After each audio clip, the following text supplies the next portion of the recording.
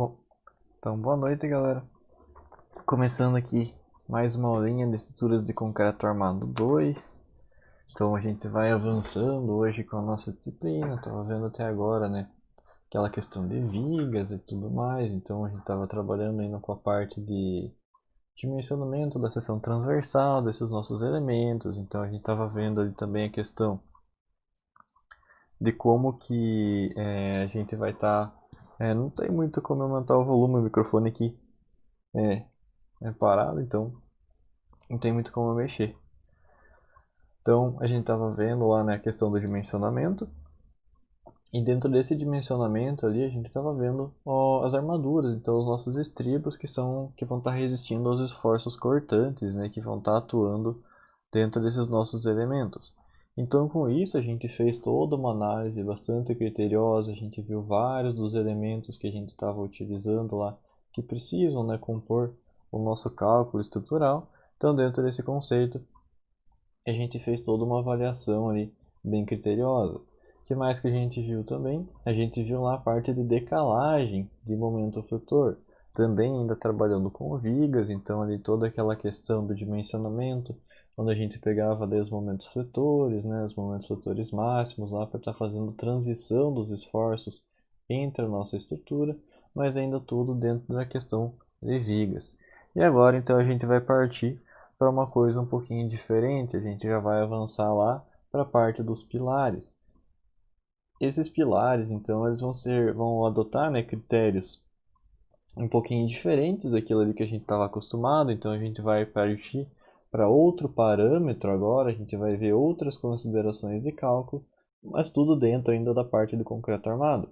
Então, embora existam ali várias diferenças, né, que a gente vai estar analisando, os focos principais vão estar sempre dentro ali desse mesmo conceito. Que conceito é esse? Conceitos, né, definidos ali pelo, pela própria NBR 6118. Então, dentro dessa questão, a gente vai estar vendo, né, bem devagarzinho ali todos esses detalhes. A gente vai retomar várias vezes ao longo da nossa disciplina. Inclusive, eu vou tentar fazer um dia só de resolução de exercícios. Então, nesse dia, né, que a gente vai estar fazendo resolução de exercícios, vou tentar trabalhar bastante ali com a questão de pilares, vou tentar trabalhar também com a parte de blocos e tudo mais. Então, para não ficar nenhuma dúvida, a gente vai ver que nos pilares a gente tem mais de um tipo de pilar que a gente vai estar avaliando, então tentar abordar todos eles, né? Na aula de hoje, por exemplo, a gente só vai estar visualizando um dos modelos de pilar para conseguir uma otimização do tempo, mas a gente vai estar realizando também o cálculo dos outros fatores, né, dentro dessa aula. Então, dentro dessa conceituação inicial, vamos começando então a nossa disciplina. Então, vamos lá. Só complementando também, né, galera? Eu sei que agora a gente saiu de vigas e tudo mais, mas se vocês ficaram com alguma dúvida, tá revisando a matéria, tá estudando ali, que é um passo bem importante, né? Senão a gente acaba esquecendo dos conteúdos. Ficou alguma dúvida, vai e pergunta, né? A gente ainda tá dentro da disciplina de concreto armado aqui, então pode ficar à vontade, não precisa ficar com a dúvida, né? Não adianta ficar guardando ela. O importante é que vocês saiam da disciplina ali com as dúvidas sanadas. Mas então, vamos lá, vamos começando a nossa aulinha de pilares propriamente dita. É verdade, antes de eu começar, né, deixa eu até informar. Então, a minha câmera, hoje ela vai ser sem câmera, porque na quarta-feira à noite o meu cabo acabou estragando e eu ainda não consegui comprar outro cabo para estar fazendo funcionar. Acho que até a semana que vem eu já consigo, já chega, né, o meu novo cabo. Mas a aula de hoje ainda vai ficar sem a minha câmera. Então acho que não vai ter grandes problemas, né? Não vai prejudicar a elaboração da disciplina, mas só para vocês não acharem que tem alguma coisa que eu esqueci de ligar a câmera, por exemplo. Não esqueci, ela só não existe por enquanto no caso. Mas então vamos lá. Vamos começando com uma conceituação inicial de pilares. Então, nessa conceituação inicial, o que a gente vai precisar estar vendo, né? A gente vai ver os detalhes principais que vão estar relacionando o dimensionamento de um pilar.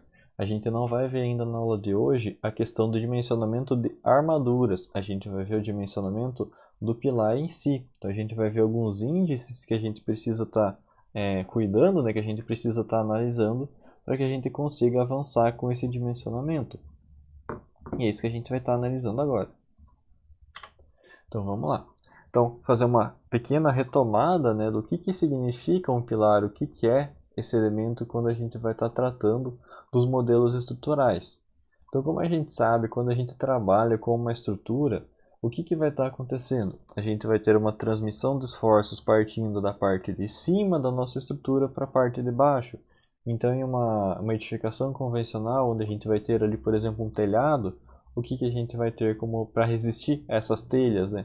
A gente vai ter uma treliça ali, geralmente uma treliça de madeira ou uma treliça de aço, que vai estar resistindo a esses esforços. Mas essa treliça, né, se a gente for pensar, o que ela vai fazer com esses esforços? Ela vai precisar estar transferindo para algum lugar. E que lugar vai ser esse? Ou para as vigas ou para as lajes em que ela vai estar sendo apoiada. Então, por exemplo, pode ser que eu consiga fazer essas treliças de uma maneira que eu aproveite a maior quantidade de vigas possível que vai estar ali naquele pavimento. Mas é muito difícil, né, que a gente coincidir todas as treliças em cima de cada uma das vigas, porque a gente provavelmente não vai ter vigas suficientes para estar coincidindo dessa maneira. Então o que a gente vai acabar fazendo é transferir os esforços, por exemplo, dessa treliça de telhado para uma laje. Então é a laje, né, que vai estar sendo responsável ali por estar agregando, por estar aguentando, né, na verdade, esses esforços que a gente vai estar exercendo sobre ela. Então, dentro desses parâmetros que a gente vai estar avaliando, a gente precisa entender também que a laje também não vai conseguir sumir com esses esforços, ela vai precisar fazer com que eles vão para algum lugar. E que lugar que vai ser esse que a gente vai estar transformando, né? Vai ser a nossa viga. Então a viga ela vai estar recebendo esforços de diferentes maneiras ali de uma laje. A gente tem ligações, né, diferenciais que a gente pode estar fazendo dentro de uma estrutura como essa. Então acaba por aí que a gente vai entrar, né, no principal elemento que a gente vai estar analisando, que são os nossos pilares. Os pilares eles vão estar recebendo tanto as cargas das vigas, também podem estar recebendo as cargas de laje, caso a gente tenha uma laje apoiada em pilar. Sim, existe esse tipo de solução estrutural que a gente pode estar analisando, onde a laje ali vai estar fixada exatamente sobre um pilar. Ah, professor, mas não vai fazer punção ali na laje, por exemplo? O pilar não vai estar tendendo a furar a nossa laje? Vai, mas a gente pode trabalhar com isso, né? A gente pode fazer uma armadura na laje que vai estar aguentando esse tipo de esforço. Então a gente consegue trabalhar dessa maneira, desde que a gente tenha ali as soluções adequadas, né? A gente sempre tem que compreender aqui, o que a nossa estrutura vai estar dizendo para a gente para poder trabalhar com uma solução ali um pouco melhor. Beleza, outros pilares, né? A gente vai passar lá para a parte da fundação, então a gente vai passar os esforços principalmente para a terra. E chegando nesse ponto, a gente vai analisar também os blocos, né, de fundação que vão estar sendo constituídos ali também de concreto armado. E já que eles são de concreto armado, a gente também vai ver nessa disciplina daqui a pouquinho, não nessa aula, né, daqui umas 2 aulas, se eu não me engano, a gente vai estar vendo também o dimensionamento dos blocos que são feitos de concreto armado. Ah, professor, mas eles fazem parte lá de outra disciplina, eles fazem parte das fundações, né? Sim, eles fazem, mas aqui a gente vai estar fazendo análise estrutural do elemento em si, não do que ele vai estar, de como ele vai estar transmitindo esses esforços. A gente vai estar dimensionando ele, propriamente dito, para estar aguentando, né, e conseguir transferir de uma maneira eficiente esses esforços lá para o nosso solo. Então essa é a maneira que a gente vai estar analisando ali para conseguir ter uma estrutura completa, né, sendo dimensionada. E esses pilares ainda, né, a gente vai estar trabalhando ali de várias maneiras. Por quê? Porque as vigas elas podem ser apoiadas nos pilares de várias maneiras. A gente tem pelo menos 3 principais modos de fixação das vigas nos pilares. Quais que são esses principais modos, né, que a gente consegue estar analisando?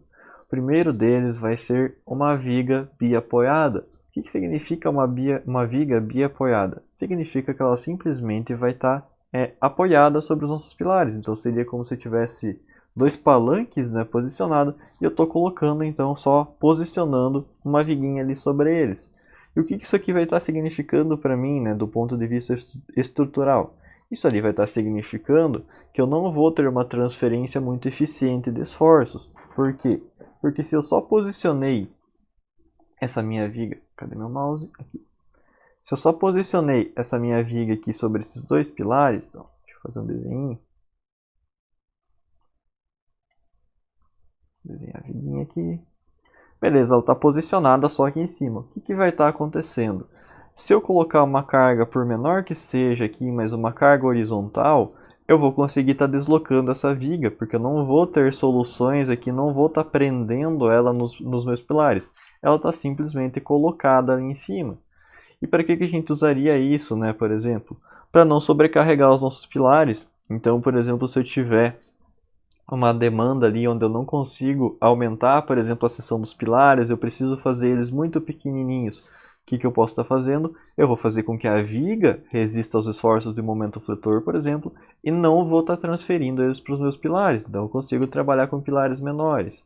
Então esse tipo de fixação, né, da nossa viga vai ser eficiente por esse sentido. O que mais que a gente pode ter? A gente pode ter aqui um apoio fixo. Então a gente pode estar ligando essas vigas aqui, os pilares, só que de maneira em que a gente vai impedir a movimentação horizontal. Então a gente coloca ali uma escora, por exemplo, coloca um item, né, que vai estar impedindo essa movimentação horizontal, e com isso a gente vai conseguir transferir um esforço a mais. Além dessa carga vertical que a nossa viga vai estar levando lá para os nossos pilares, a gente vai conseguir também transferir para esses elementos os esforços horizontais que a viga vai estar sendo submetida. Então, dentro desse conceito, a gente já tem um aprimoramento ali, né, da nossa fixação. Ah, professor, qual que vai ser melhor, qual que vai ser pior? É difícil a gente estipular qual que é melhor e qual que é pior. A gente vai estar dependente, né, das situações em que a gente vai estar analisando. Então, de acordo com as nossas necessidades, de acordo com o critério de cálculo que eu vou estar avaliando, a gente vai estar optando, né, por uma dessas soluções. E é isso que a gente vai tentar aprender ao longo dessa disciplina, aonde que a gente vai ter, que vai querer, né, o posicionamento de uma maneira mais eficiente, por exemplo, colocando uma viga biapoiada ou fazendo engastamento. O que é esse engastamento, professor? Você não falou sobre ele ainda. Então, o engastamento vai ser o terceiro modo, né, de fixação da nossa viga, que vai ser o modo mais rígido possível. O que eu quero dizer com isso?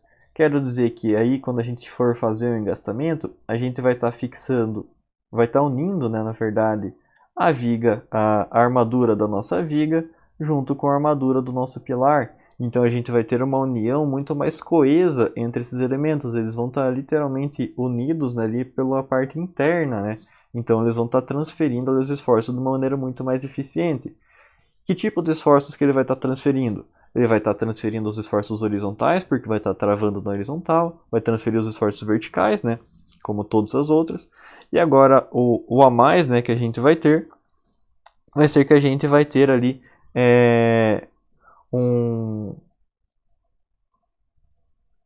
uma diferença do engastamento para biapoiado. Então, é que o engastamento aí ele vai estar fixando tanto na parte vertical quanto na parte horizontal, e ele vai estar transferindo também o momento fletor para o nosso pilar. Então a gente vai ter uma transferência completa de todos os esforços que a gente vai estar analisando. Aí, claro, a questão do engastamento a gente vai ter algumas diferenças. Ele pode ser semi-engastado, ele pode ser ali pode ser completamente engastado, então a gente vai transferir ou metade do momento fletor ou o momento fletor completo, vai depender dos critérios de cálculo que a gente vai estar utilizando. Mas a principal diferença que a gente vai ter, por exemplo, entre uma viga biapoiada e um engastamento vai ser que a viga biapoiada ela somente transfere os esforços verticais, porque ela só está encostada ali no nosso pilar, basicamente, a gente só colocou ela ali, e o engastamento ela vai estar unida com o pilar, então ela vai transferir todos os esforços e mais ainda o momento fletor dessa nossa estrutura. Então a gente consegue começar, né, a entender, por exemplo, o que eu posso estar analisando.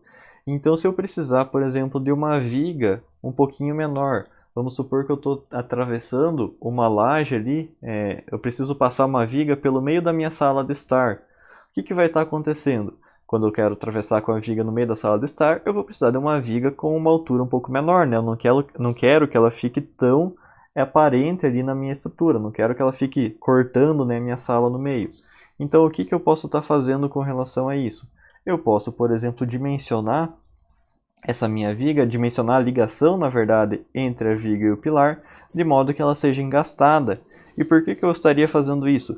Porque daí, se eu fizer o engastamento, em vez de eu atribuir para a minha viga a responsabilidade de estar absorvendo todos esses esforços, eu vou estar jogando ela para o pilar. Então, em vez de eu ter que dimensionar a minha viga ali, fazer uma viga grandona para estar absorvendo todo esse momento fletor, né, que a gente vai ter na estrutura, eu vou estar mandando esses momentos fletores lá para o pilar, e o pilar que vai ter que se virar com eles. Então é um pouquinho diferente, eu vou conseguir reduzir, por exemplo, a seção da viga. Agora, se eu não preciso cuidar, por exemplo, não me interessa qual vai ser a altura da viga, não faz diferença, não tenho apelo estético nenhum com relação a isso. Aí eu posso fazer uma viga biapoiada simplesmente. Por quê? Porque aí eu vou estar aumentando, por exemplo, a seção da viga, né? Eu não vou ter limitações com relação a isso, e eu vou conseguir carregar o pilar um pouquinho menos. Ou se eu tiver uma demanda que eu preciso fazer um pilar um pouquinho menor, posso estar trabalhando também dessa maneira. Então a gente consegue ir modelando, né, de acordo com as nossas necessidades, aquilo ali que a gente vai estar dimensionando. E esse procedimento é bem interessante se a gente for pensar, porque a gente consegue adaptar quaisquer condições ali para o nosso projeto. Então é bem bacana, né, a gente entender como que funciona esses processos, o que a gente pode estar adaptando, né, para quando a gente for fazer um projeto estrutural, então a gente ter as melhores soluções possíveis de acordo com o que a gente for estar precisando. E não se enganem, é comum sim a gente ter limitações, por exemplo, com relação à dimensão dos nossos elementos. Ah, eu quero ali, eu preciso passar uma viga pelo meio de algum determinado cômodo, mas eu não quero que essa viga fique aparecendo. O arquiteto vai lá, vai ficar louco se eu fizer uma viga aparecendo. Aí você vai ter que se virar, né, com a questão do carregamento que você vai estar utilizando.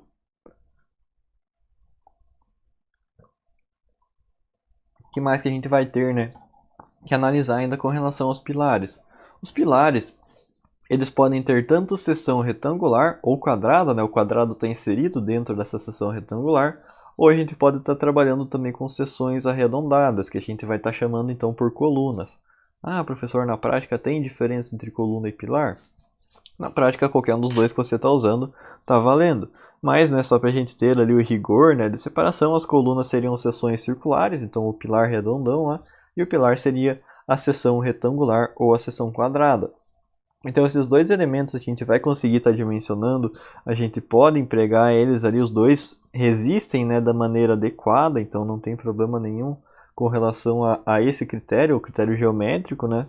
Os dois a gente funcionam bem bacana, desde que a gente obedeça os critérios que vão estar sendo estabelecidos lá pela norma 6118.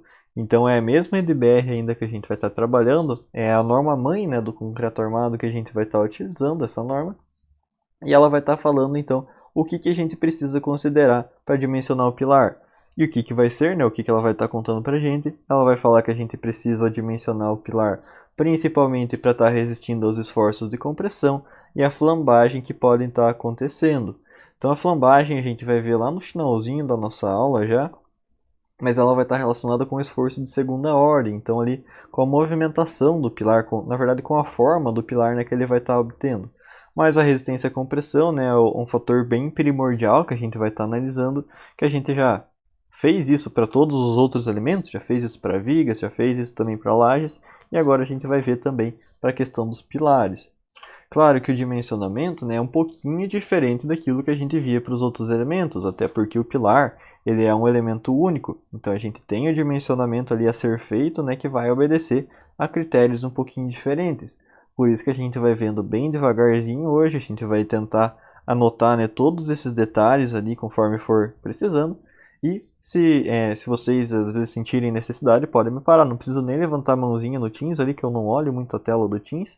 Pode abrir o microfone e falar, ou manda no WhatsApp ali que eu vou lendo ao longo da aula. Mas então não fiquem com dúvidas, né? Vamos aproveitando já a aula de hoje, porque ela é uma aula um pouquinho pesada, mas a gente já consegue avançar bastante com relação a isso. Então essa norma 6118 ela vai estar propondo ali pra gente algumas questões já com relação ao dimensionamento dos nossos pilares.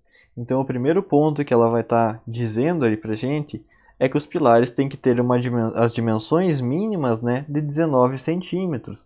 Então, quando a gente for dimensionar os pilares, a gente vai ter que pensar pelo menos aqui nessa dimensão. Ah, professor, isso é comum a gente usar 19 centímetros? Na verdade, é bastante comum, né, principalmente para residências ali de pequeno porte. Então, casas térreas, né, a gente geralmente pode acabar utilizando 19 centímetros. Ah, vai usar o 19? Geralmente o pessoal já arredonda para 20 aqui para ficar mais bonitinho, mas pode usar o 19. Em nenhuma hipótese eu posso usar menos que 19 centímetros, na verdade pode. Então a norma ela fica até um pouco, ela se contradiz um pouco, mas na verdade não está se contradizendo efetivamente.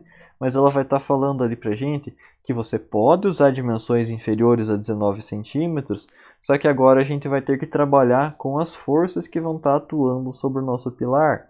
Então, se a gente trabalhar com 19, a gente vai fazer as ponderações, né, de acordo com aquilo que a gente já faz. Então, aumenta ali a carga do concreto, diminui a resistência do nosso concreto. Então, a mesma maneira, então não precisaria mexer muito com relação a isso. Só que se eu quiser utilizar uma das dimensões inferior aos 19 centímetros, eu vou poder, mas vou precisar aumentar um pouquinho essas forças. E como que eu vou estar fazendo isso?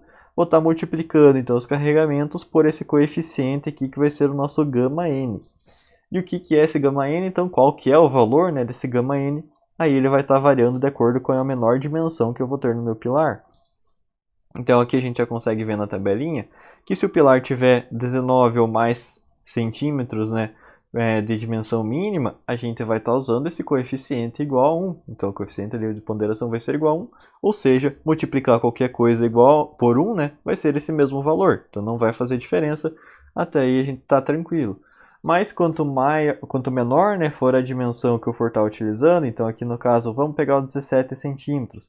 Se eu quiser fazer um pilar com 17 centímetros de menor dimensão, o que eu vou precisar fazer? Vou multiplicar os carregamentos por 1,10. Então a gente vai ter aqui já um aumento de 10% do carregamento, né, que a gente vai estar empregando dentro daquela situação.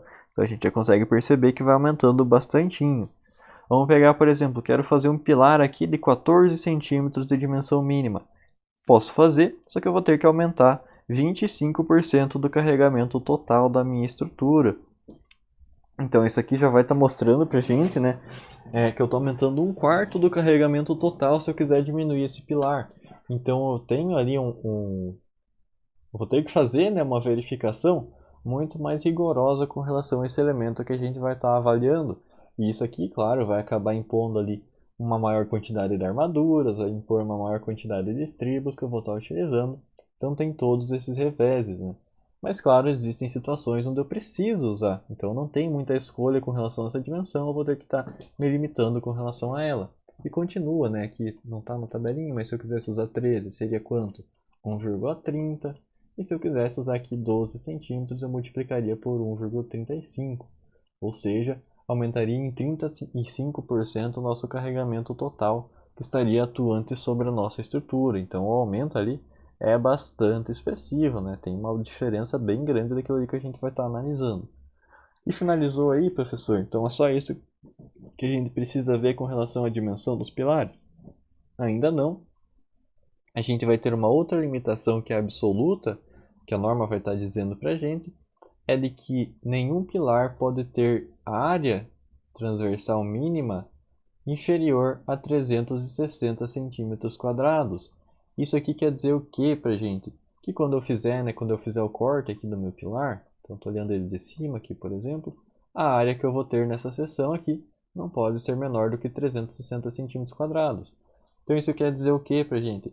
Que eu posso até trabalhar com o pilar dessa forma, né? Eu vou ter as dimensões aqui, vai dar 360 bonitinho. E eu até posso estar reduzindo, por exemplo, a altura dele aqui, né? Vamos fazer ele com metade da altura. Só que o que eu vou precisar fazer para estar compensando? Eu vou precisar fazer esse pilar bem mais comprido. Então eu posso diminuir aqui, né, essa dimensão dele, mas eu vou ter que aumentar bastante essa outra dimensão para que eu ainda tenha essa área total aqui que a gente vai estar utilizando. Então a gente precisa fazer uma compensação, né, para que a gente tenha uma seção suficiente para estar transportando as nossas cargas. E por que a norma vai estar falando isso para a gente? Por que ela se preocupa, né, em estabelecer esse parâmetro? Porque ela vai estar dizendo, né, que menos do que isso de área, a gente já vai ter um risco muito grande para o pilar estar sofrendo algum tipo de deformação. Então ele vai acabar se tornando um elemento muito frágil, né, que não vai estar servindo como parte estrutural. Então, para que a gente tenha garantia de que aquilo ali vai estar funcionando para a gente vai estar adotando esses parâmetros mínimos. É por isso que ela nomeia, né, na verdade, que ela distribui essas informações ali para a gente.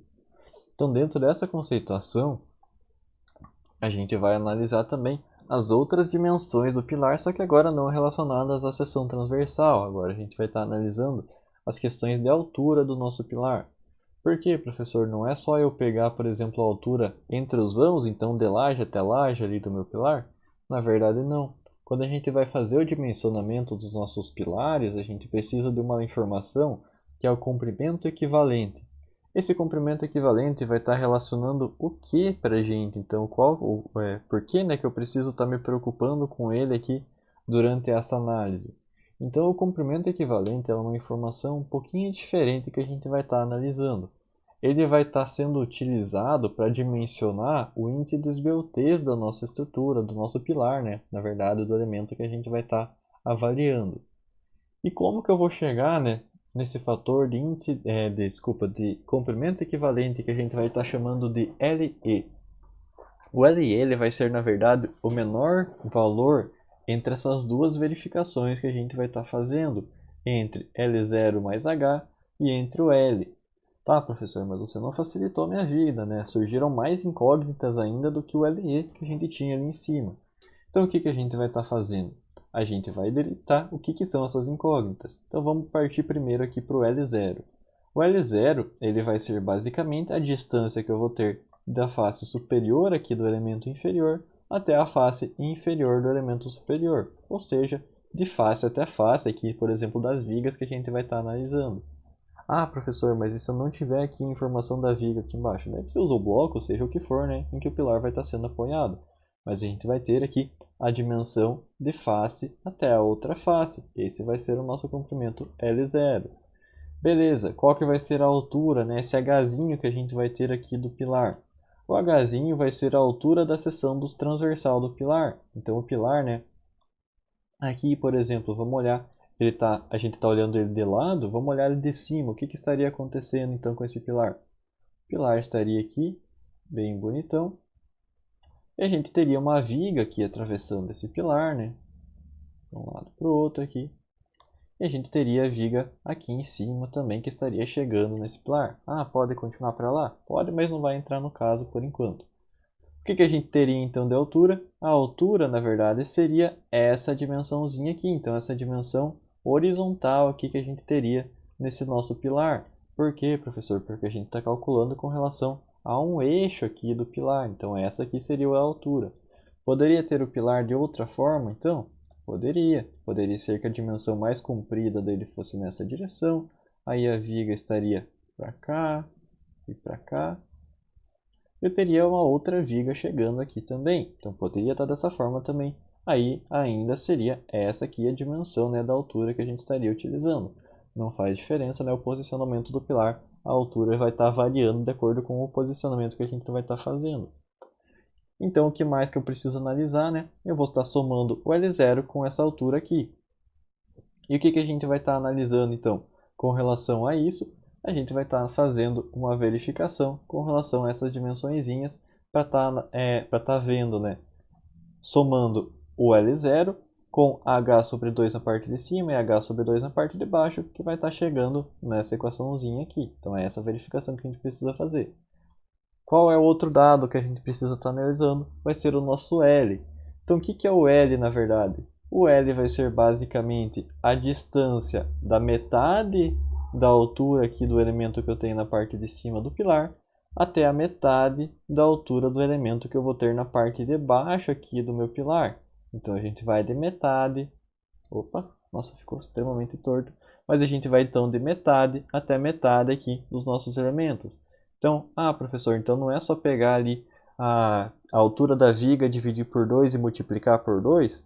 Na verdade, não. Se as vigas forem iguais até a gente pode estar fazendo isso, mas pode ser que as nossas vigas, né, a viga superior e a viga inferior, tenham dimensões diferentes. Então a gente vai ter que pegar metade da viga de baixo e metade da viga de cima. Se elas forem iguais, beleza, posso usar o mesmo valor, mas se elas forem diferentes, eu tenho que usar o valor relativo a cada uma delas. Não dá para esquecer dessa consideração ali para a gente estar fazendo também. E então a gente vai analisar, né, vai pegar esses dois valores, vai calcular o resultado, né, dessas duas informações e vai pegar o menor entre esses dois valores para estar adotando como valor de LE. Então é isso aqui que a gente vai estar analisando. Beleza, professor, mas e para que eu vou estar usando então aquele nosso LE? Ele vai estar sendo empregado aqui nessa nossa equaçãozinha. Então, nessa equaçãozinha aqui. E o que essa equação, na verdade, vai estar significando para a gente? O que ela vai informar, né? Ela vai estar mostrando para a gente o índice de esbeltez. Então, esse índice de esbeltez ele vai estar determinando ali se o pilar, na verdade, ele vai ser estruturalmente possível. Então, ele vai estar mostrando para a gente se eu consigo efetivamente estar construindo aquele pilar, se não vai ficar uma coisa muito mole, né? Se a gente tiver uma seção muito fininha, por exemplo, e se a gente vai conseguir estar utilizando ele para estar resistindo aos momentos fletores e às cargas que a gente vai ter impostas sobre a nossa estrutura. Então é bem importante, esse aqui vai ser um dos fatores mais importantes que a gente vai ter no dimensionamento do pilar, porque ele vai estar mostrando para a gente se eu vou efetivamente conseguir estar construindo aquela nossa estrutura ou se eu vou precisar estar modificando as dimensões do nosso pilar. Mas e como que eu vou chegar então, né, no valor aqui do índice de esbeltez? Eu vou estar fazendo uma relação entre aqui o comprimento equivalente, que foi o que a gente acabou de estar dimensionando aqui, o LE, e também o raio de giração do nosso pilar. E aí que a gente vai entrar em um fator um pouquinho diferente agora. Esse raio de giração do pilar, ele vai estar sendo relacionado com o posicionamento que a gente vai ter do nosso pilar. E por que a gente vai estar fazendo isso? Porque o raio de giração ele vai estar muito relacionado com a distribuição que eu vou ter aqui com relação às dimensões. Então, como assim? Então, se eu tiver um pilar aqui que está deitado, né, basicamente a maior dimensão dele está aqui na horizontal, o que vai acontecer? Quando eu tentar tombar ele nessa direção, então estou fazendo um momento fletor nessa direção, eu vou ter uma probabilidade de tombamento diferente do que se eu tiver um pilar nessa direção aqui. Então, com a maior parte dele, né, com a menor parte dele no eixo X aqui, por exemplo. Por quê? Porque a gente vai fazer o mesmo esforço aqui nessa direção. Então é só a gente pensar, por exemplo, pega um livrinho, né, um livro pequeno. Se você está olhando para a capa dele, por exemplo, está de frente com o teu rosto, e você empurra ele um pouquinho com o dedo, assim, ele tomba muito facilmente. Agora tenta olhar ele de pezinho, então tenta observar ele com a dimensão de pezinho ali, por exemplo. Você vai ter um pouco mais de dificuldade para estar tombando esse teu livrinho. Então é exatamente essa a diferenciação que a gente vai ter ali com relação a essa distribuição.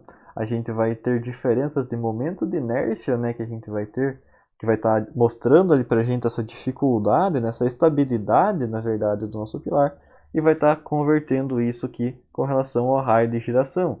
Então, só por questão aqui para finalidade de exemplo, né, vamos pegar, por exemplo, falar que esse pilar aqui tem dimensões de 20 por 10.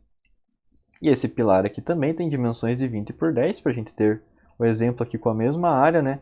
Mas vamos calcular o momento de inércia desses dois elementos aqui nessas duas condições. Então, para calcular o momento de inércia, a gente vai usar aqui para uma seção retangular aquela equaçãozinha, essa equaçãozinha aqui, onde a gente vai ter, deixa eu anotar aqui embaixo, onde a gente vai ter que o momento de inércia vai ser igual a base vezes a altura que a gente vai estar considerando elevado ao cubo, dividido por 12. Então essa vai ser a equação que a gente vai usar. Então aqui o que a gente teria nessa situação? A base, que é 20 centímetros, vezes a altura, que nesse caso é 10 centímetros, elevado ao cubo, dividido por 12. Isso aqui vai estar dando resultado para a gente, se eu não me engano, de 1666,67 centímetros a quarta. Então a gente tem o valor aqui já para essa direção. Vamos ver para fins comparativos nessa outra agora. Então, o momento de inércia seria o que? A base, que agora é 10 centímetros, vezes a altura, que é 20 centímetros, elevado ao cubo, dividido por 12. Isso aqui daria para a gente, então, o valor de 6.666,67 centímetros a quarta. Então a gente consegue ver, né, a grande diferença que a gente vai ter entre essas duas posicionamentos aqui do nosso pilar, mostrando então que o mesmo elemento com a mesma área, tudo bem igualzinho, só virado, né, com relação ao outro, a gente vai ter uma estabilidade muito maior com relação a esse eixo aqui. Tá, professor, mas e se a gente colocar um esforço aqui nessa direção? Aí mudaria, né? Aí inverteria a situação de novo. Então a gente teria que fazer análise novamente observando de outro ângulo. Mas então lá para a gente dimensionar esse raio de giração que a gente vai estar utilizando aqui na equaçãozinha do índice de esbeltez, a gente vai precisar então estar fazendo essa relação, onde a gente vai estar usando a raiz do momento de inércia dividida pela área da seção transversal, essa áreazinha aqui que a gente vai estar analisando. E com isso, então, a gente pode fazer uma simplificação, na verdade, aonde a gente vai estar chegando nessa equaçãozinha aqui. Então, essa equação aqui é exatamente igual a essa aqui que eu estou circulando, só que essa aqui é uma simplificação, já que a gente vai estar fazendo. O resultado entre elas vai ser exatamente igual. Então a gente precisa cuidar com essa altura que a gente vai estar utilizando da mesma maneira. Mas a gente consegue, né? Aqui fica um pouco mais fácil, não precisa ir lá e calcular o momento de inércia e depois calcular a área. Preciso só da altura e já consigo aqui o meu raiozinho de giração para estar aplicando ele aqui, né, no índice de esbeltez e já achar de uma maneira um pouco mais fácil. Então isso facilita ali para a gente para estar calculando, né, quando eu não tenho já as informações prontas. Aí você vai me falar, né? Ah, professor, mas eu já tenho ali o momento de inércia calculado, não posso usar? Pode, então usa a primeira equação. Vai chegar ali exatamente no mesmo local. E eu lembro quando é que eu tinha falado ainda dos pilares, lá dos pilares circulares. A equação deles não está aqui, mas para a gente calcular então o momento de inércia de um pilar, a gente poderia fazer I, que vai ser igual a π vezes o raio elevado à quarta dividido por 4. Então nessa situação, né, se a gente for usar um pilar circular, a gente não pode usar essa simplificação aqui. Aí tem que usar essa equaçãozinha, porque o momento de inércia aqui vai ser um pouquinho diferente, né? A gente não vai ter a altura de um pilar ali, da seção transversal, né, de um pilar circular. Então é um pouquinho diferente, só para lembrar aqui vocês que tem que cuidar, né, com relação a isso também. E para que a gente calcula, né, esse índice de esbeltez? Aonde que a gente acaba aplicando esses valores? Primeiro dos pontos, a gente pode estar fazendo uma classificação desses dados que a gente acabou de obter. Então, de acordo com o índice de esbeltez que a gente acabou encontrando ali dentro desses cálculos, a gente pode estar classificando ele, por exemplo, de acordo com a esbeltez, né, que a gente vai ter desse elemento. Então, se a gente encontrar um lambda, por exemplo, aqui, que é o índice de esbeltez, lambda, inferior a 35, a gente vai estar falando que esse pilar é curto. Então vai ser um pilar curtinho.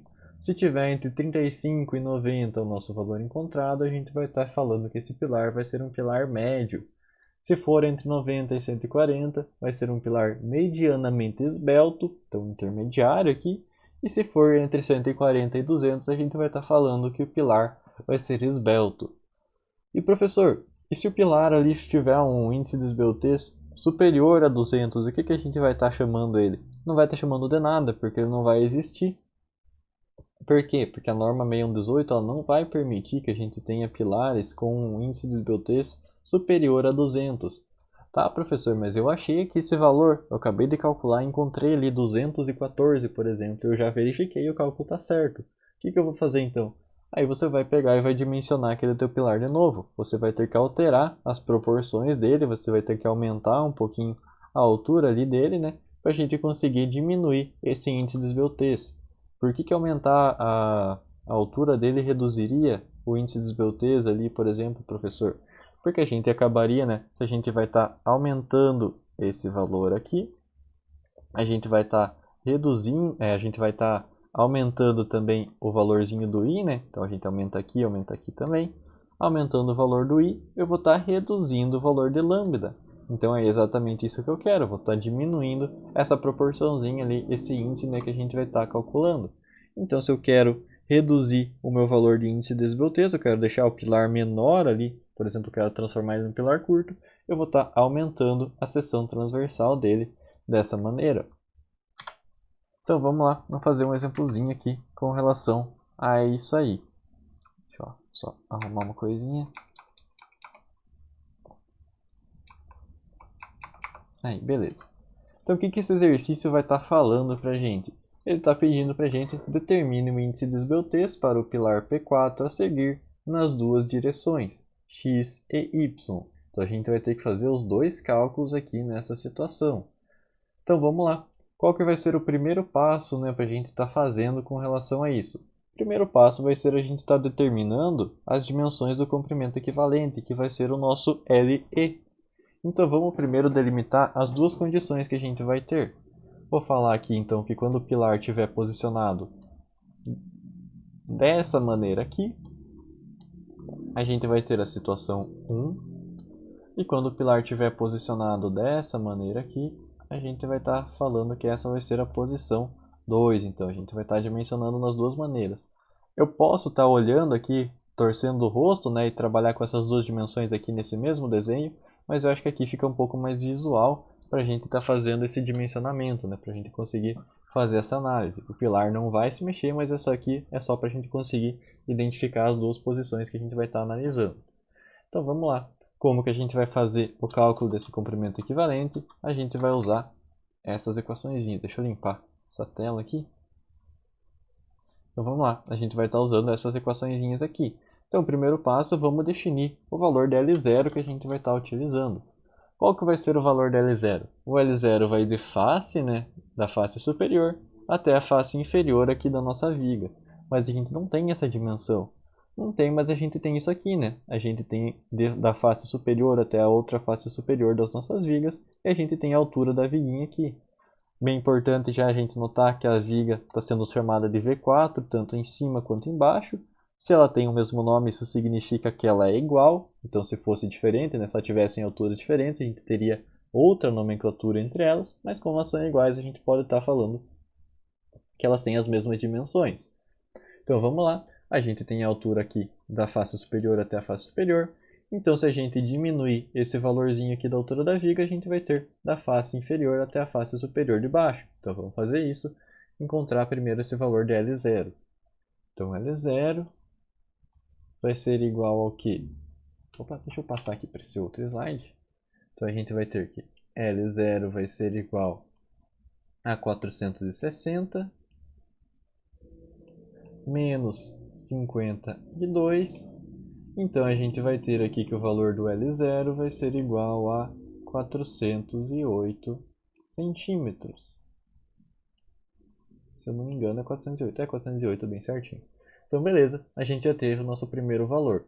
O que a gente vai fazer agora então? Vamos delimitar as alturas, né, que a gente vai estar usando para a situação 1 e 2. Deixa eu voltar aqui a situação 1 para a gente ter. E a situação 2 aqui embaixo. Então qual que vai ser a altura na situação 1 que a gente vai estar analisando? É essa altura aqui, é o 25, né, já que a gente vai ter esse mesmo posicionamento aqui do pilar. Então a gente já pode estar anotando aqui 25 centímetros.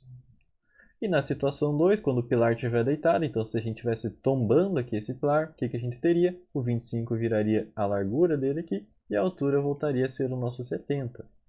Não confunda a altura aqui com estar na vertical e estar na horizontal. A gente está trabalhando com a altura com relação ao posicionamento, não com direção à folha, né, que a gente está vendo efetivamente. Então, tem que cuidar com relação a isso.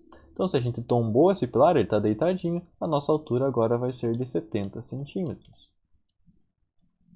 Então, a gente já delimitou para as nossas duas condições. Então, a primeira análise eu já conseguiria fazer.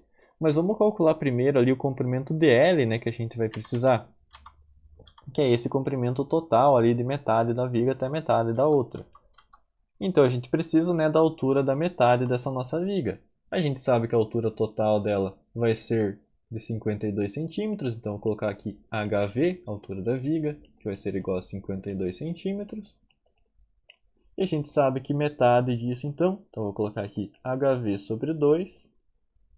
Que a gente precisa, né, da metade da altura da viga, vai ser igual a quanto? 52 divididos por 2, 26 centímetros. E agora, então, a gente consegue encontrar o valor de L. L vai ser igual ao quê? L é igual ao L0, que a gente vai ter, que é a dimensão aqui do meio. Então, 408. Mais o quê? Mais metade da viga de baixo, ou seja, 26 centímetros. Mais metade da viga aqui de cima, ou seja, 26 centímetros. Isso aqui vai dar então para a gente 460 centímetros. Ah, professor, mas é o mesmo 460 dali? Na verdade é o mesmo, né? Só que eu fiz esse cálculozinho só para a gente conseguir entender de onde, como que a gente pode chegar também, né, nesse valor, para a gente não se perder com relação a isso. Mas tudo beleza, a gente já tem as dimensões que a gente precisa ali. Agora vamos fazer a análise do LE. Então, LE tem que ser menor ou igual às nossas duas condições. Então, L0 que a gente vai ter 408, mais a altura AH na primeira condição aqui que a gente vai ter, que vai ser de 25 centímetros.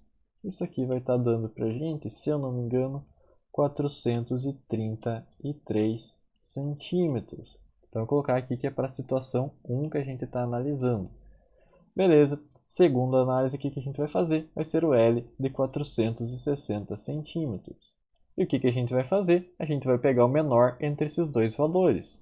Então, na primeira situação, nosso LE vai ser igual a 433 centímetros, que é o menor entre esses dois.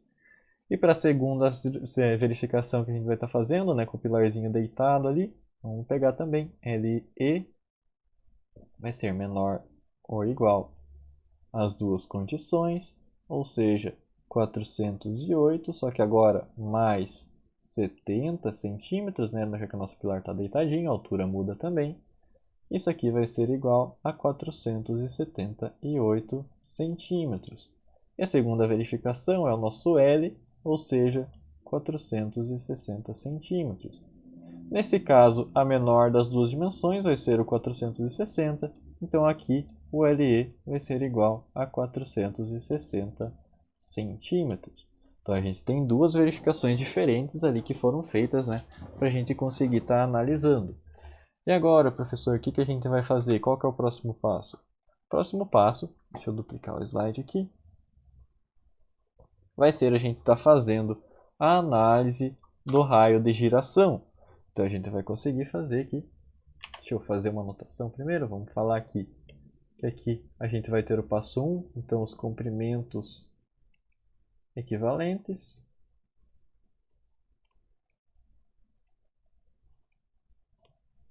Equivalente. E a gente pode ter aqui então o passo 2, que a gente vai chamar de raio de giração.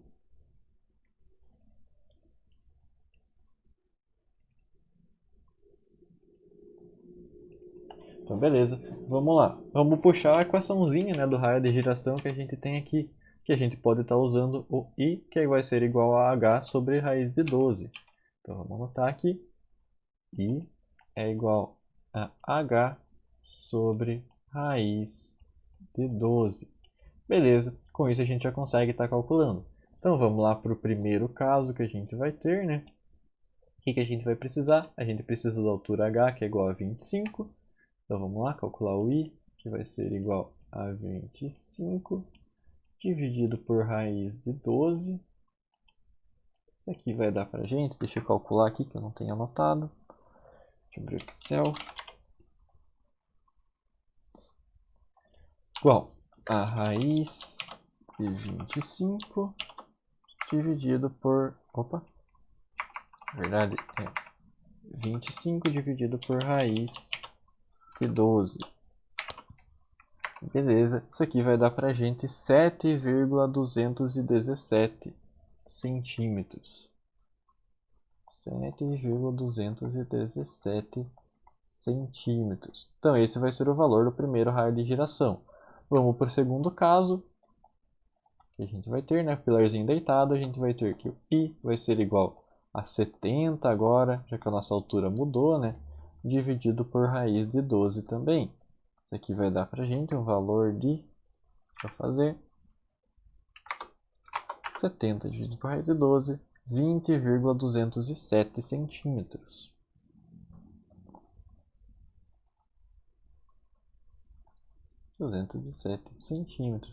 Beleza, a gente chegou nos dois valores que a gente precisa.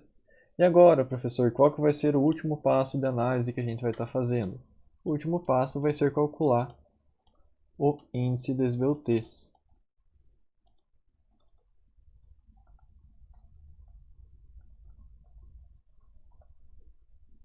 Então vamos lá. Como que a gente vai calcular o índice de esbeltez, que é o nosso lambda, né? Vamos colocar aqui para o primeiro caso.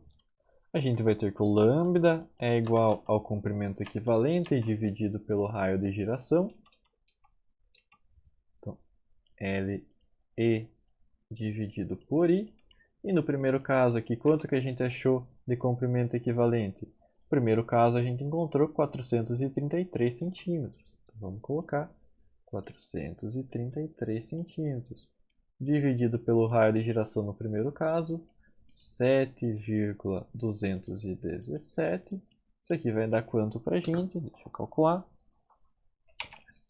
433 dividido por 7,217.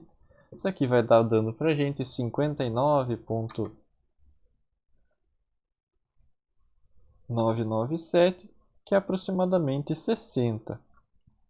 Então aqui o lambda, na primeira situação, vou colocar aqui lambda 1, vai ser igual a 60. Vou separar aqui para a gente fazer o segundo caso agora. Então o lambda aqui do segundo caso vai ser o quê? Também vai ser igual ao LE sobre o raio de giração. O LE aqui no segundo caso vai ser de 460, porque é o menor entre esses dois valores. Então 460 dividido pelo raio de giração, que foi de 20,207.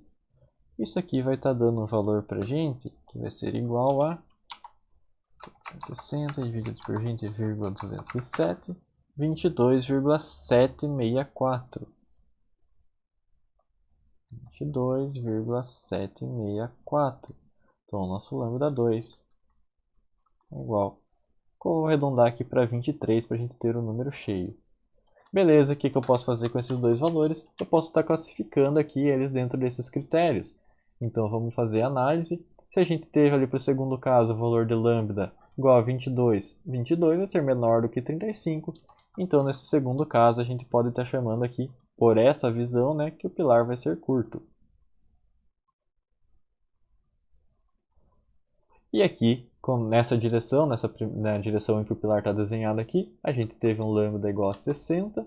Então, 60 está entre 35 e 90. Então, nosso pilar aqui poderia ser médio. Pilar médio. Então, são essas as considerações, né, que a gente pode estar fazendo ali ao calcular a nossa estrutura. Então, são pequenos detalhes que a gente precisa estar analisando ali para conseguir fazer esse detalhamento inicial. Por quê? Porque o valor de lambda, como eu estava falando para vocês, ele é bastante importante. Então, tem vários detalhes ali que a gente precisa estar cuidando, né, para estar fazendo esse dimensionamento. Detalhes como, por exemplo, que vão ser aplicados, né, aqui quando a gente estiver fazendo a análise de excentricidade. Então, a excentricidade ela vai estar relacionada com a formação, né, de um tipo de esforço que não é centralizado. Então, quando a gente tiver ali um carregamento que não está posicionado exatamente onde ele era para estar, a gente vai ter a formação de uma excentricidade. E a gente vai ter diferentes condições de excentricidade que a gente vai estar analisando. Então, a primeira das condições, né, que a gente vai estar fazendo de análise vai ser a excentricidade de primeira ordem. Ah, professor, mas você está falando de primeira ordem é porque vai existir mais ordem? Sim, existe também a excentricidade de segunda ordem, que a gente já vai ver daqui a pouquinho. Mas e no que consiste, então, essa excentricidade de primeira ordem que a gente vai estar analisando? Ela vai estar relacionada ali com a ação de vários fatores. O primeiro desses fatores vai ser a ação ali do momento dos fatores externos que vão estar solicitando o nosso pilar. Então, por exemplo, a ação do vento que vai estar batendo ali naquele pilar, ou os pilares, né, como são elementos verticais, eles são bem mais suscetíveis à ação do vento batendo na lateral. Então é diferente, por exemplo, de uma viga, né, que a gente pode ter, que só tem uma face pequenininha, então o vento não vai fazer muita influência aqui. O pilar já não, né? O pilar tem uma face grandona aqui na vertical, então o vento consegue estar fazendo grandes diferenças, né, no seu dimensionamento. Então ele vai estar fazendo algum tipo de excentricidade. Por quê? Porque ele vai estar meio que empurrando ali o nosso pilar, né, fazendo um momento fletor sobre ele. E as excentricidades também podem estar acontecendo devido ao posicionamento dos esforços normais que eu vou estar aplicando sobre o meu pilar. E o que quer dizer isso? Né? O que quer dizer esse posicionamento dos esforços normais?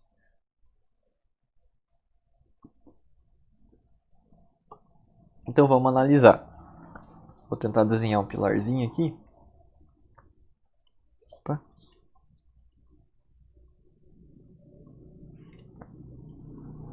Vou tentar desenhar o pilar. Aqui.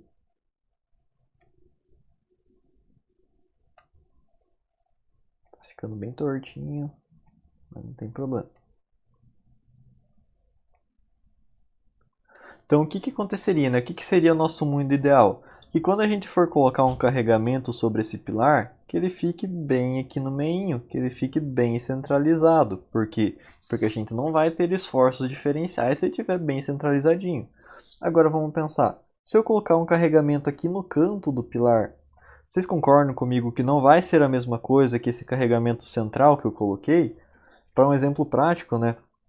Pega, por exemplo, um quadrado qualquer, de qualquer material, e aperta no meio dele. Ele vai estar tranquilo. Agora aperta no cantinho, ele vai tender a tombar, né? Ele vai ter ali um esforço um pouquinho diferente acontecendo sobre esse quadradinho. É exatamente isso que a gente vai estar avaliando com relação ao pilar. Então, quando a gente não tem o posicionamento centralizado dos esforços que vão estar solicitando ali o nosso pilar, no caso os esforços normais, normal por quê? Porque ele está na direção aqui longitudinal do pilar, então ele está na mesma direção aqui, por isso que é chamado de normal. Então, quando esses esforços normais não estão posicionados exatamente sobre o centro do nosso pilar, a gente vai ter a geração de momentos fletores nessa face.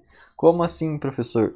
Então, conforme eu for posicionando esses esforços normais aqui longe, né, daquele meu centro, do centro de gravidade, no caso dessa seção, eu vou ter uma distância aqui que eu vou precisar estar multiplicando por essa força para estar gerando um momento fletor.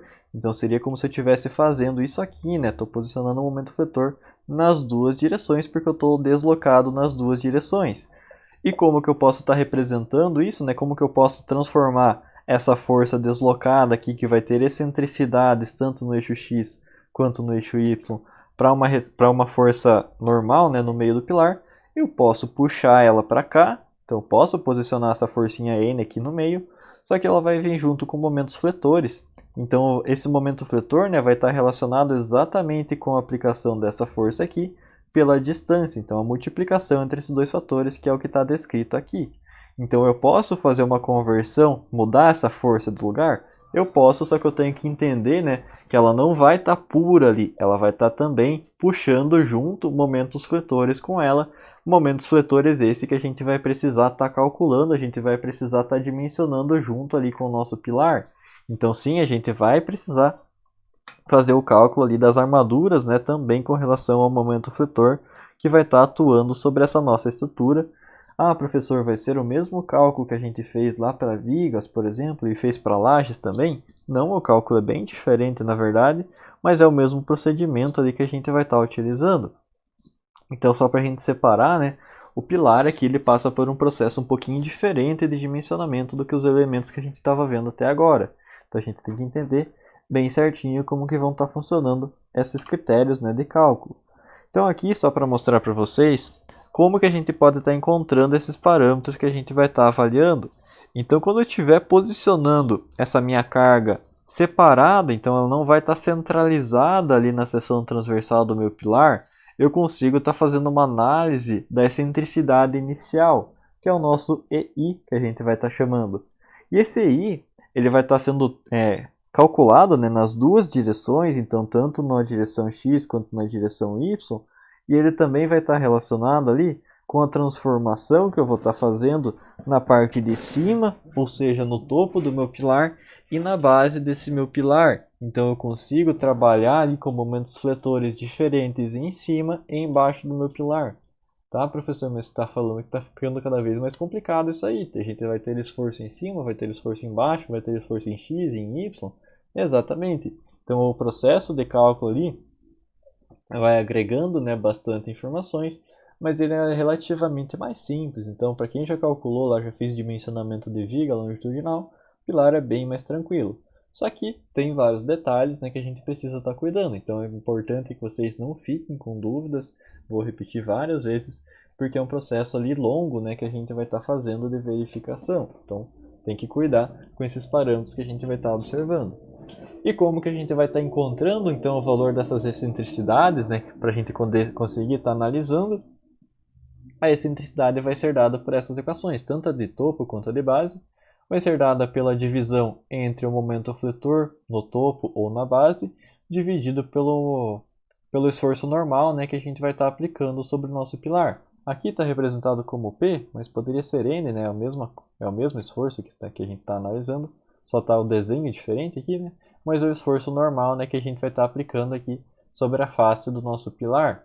Isso ali, então, vai estar relacionado também, né, vai estar sendo diferenciado com relação ao tipo de ligação que eu vou ter entre as minhas vigas e os pilares. Então, quando eu tiver essa união entre esses dois elementos, eu vou conseguir estar analisando, né, o que a gente vai estar fazendo de verificação. O que você quer dizer com o tipo de ligação, professor? Vai estar relacionado ali com, por exemplo, se a viga vai servir apoiada, então o tipo de transferência de esforços, vai estar relacionado com o tipo de pilar que a gente vai estar utilizando.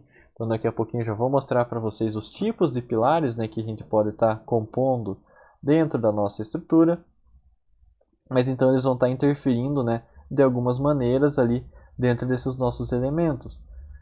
Mas antes de chegar nos tipos de pilares, para a gente estar explicando ali com um pouquinho mais de calma, a gente precisa compreender também os outros tipos de excentricidade que vão existir, que podem estar ocorrendo, né, dentro desses nossos elementos.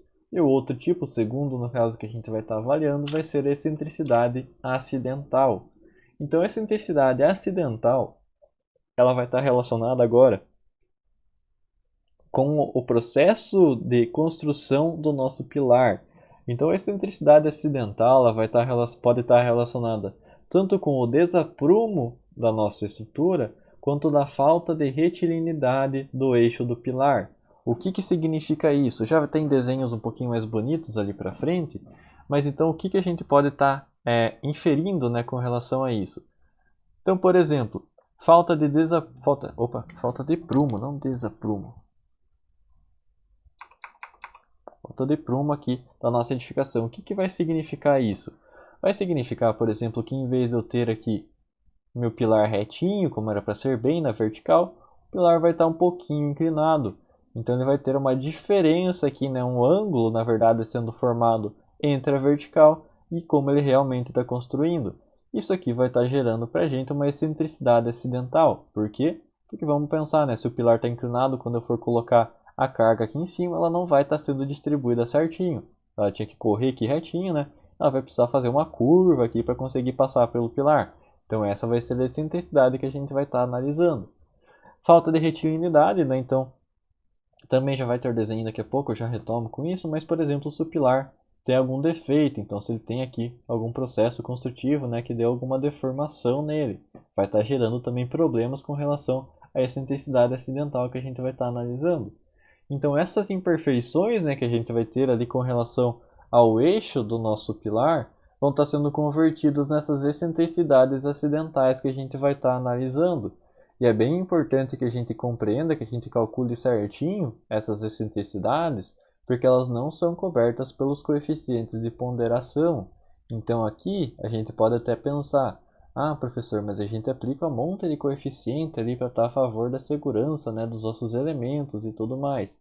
Sim, a gente coloca, só que aqui a excentricidade acidental ela não está sendo coberta. Então nos pilares a gente tem que ter uma rigorosidade de cálculo bem mais expressiva, né, porque existem fatores ali que não estão sendo levados em consideração quando a gente pensa lá naqueles nossos coeficientes. Então tem que tomar cuidado sim com esse detalhe para a gente conseguir fazer o dimensionamento bem certinho. Ele vai estar gerando efeitos bem significativos ali sobre a nossa estrutura. Então eles têm efeitos ali relevantes, né, que a gente precisa saber calcular bem certinho. E como que a gente vai estar fazendo o cálculo então dessas excentricidades? A gente vai estar relacionando o índice de desaprumo, que vai ser esse nosso θ1 aqui, multiplicando aqui pela altura total da nossa estrutura, então o comprimento total dela, dividido por 2. Isso aqui, claro, em uma condição normal. Agora, quando a gente tiver um pilar em balanço, por exemplo, ah, professor, tem pilar em balanço? Tem considerações que a gente faz, na verdade, em que a gente vai estar utilizando aqui a excentricidade acidental como θ1 vezes o L. Então é um parâmetro aqui similar, né, que a gente vai estar fazendo, mas a gente vai estar utilizando a altura total aqui da nossa edificação. Então essas equações elas são importantes, né, porque a gente vai conseguir definir a partir disso o valor da excentricidade que a gente vai precisar estar empregando nas equações que a gente vai ver daqui a pouquinho para conseguir fazer o dimensionamento completo ali da nossa estrutura. Então é legal que a gente entenda, né, que a gente veja bem certinho esses fatores para conseguir aplicar ali da maneira adequada. Então, galera, eu vou fazer uma pausa aqui de uns 10 minutinhos, uns 5 minutinhos até as 8h30, 8h32 ali, só para dar um descanso um pouquinho para a garganta, que na última aula da semana já está ficando pesado, mas a gente já volta bem rapidinho. Tá, beleza. Então, vamos lá. Então, a gente estava falando, né, sobre a questão aqui da excentricidade acidental. Mas e como que a gente consegue, então, ver, na verdade, essa nossa excentricidade acidental, né? Já que a gente vai precisar fazer uma análise ali um pouco mais criteriosa com relação a ela. Então, a excentricidade acidental, que ainda é uma excentricidade ali de primeira ordem, a gente pode estar analisando, por exemplo, dessa maneira. Então, vocês lembram aqui, né, que eu estava falando? Que ela vai estar relacionada com a falta de prumo aqui ou de retilínea, né, do pilar. Então, para encontrar aqui, a gente vai precisar dividir o comprimento total por 2 e multiplicar pelo θ0, que é esse nosso coeficiente. Então, como que a gente pode visualizar esse nosso coeficiente aqui, né? Então, ele vai estar relacionado aqui com esse ângulo que vai estar sendo formado aqui entre um eixo vertical, que vai ser 90 graus ali com relação ao solo, e a direção, né, na verdade, é de real que a gente vai ter aqui dos pilares que a gente vai estar utilizando. Então, dentro dessa conceituação, a gente vai ter aqui a altura total do nosso edifício, né, do prédio que a gente vai estar analisando. E a gente vai estar relacionando também aqui com a excentricidade acidental. Mas e como que a gente vai chegar, então, como que a gente pode analisar também esses valores de uma outra maneira? A gente pode estar empregando eles aqui nessa equaçãozinha.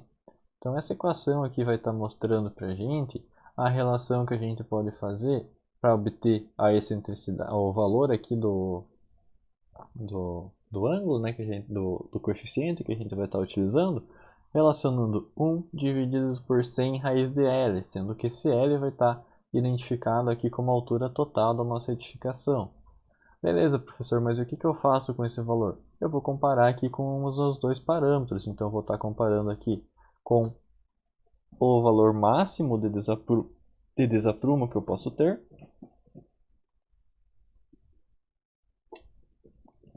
Então aqui o valor máximo vai ser 1 sobre 200, que se eu não me engano vai dar 0,005, alguma coisa nesse sentido. E a gente vai ter os valores mínimos aqui dependendo dos tipos de nós que a gente vai ter na nossa estrutura.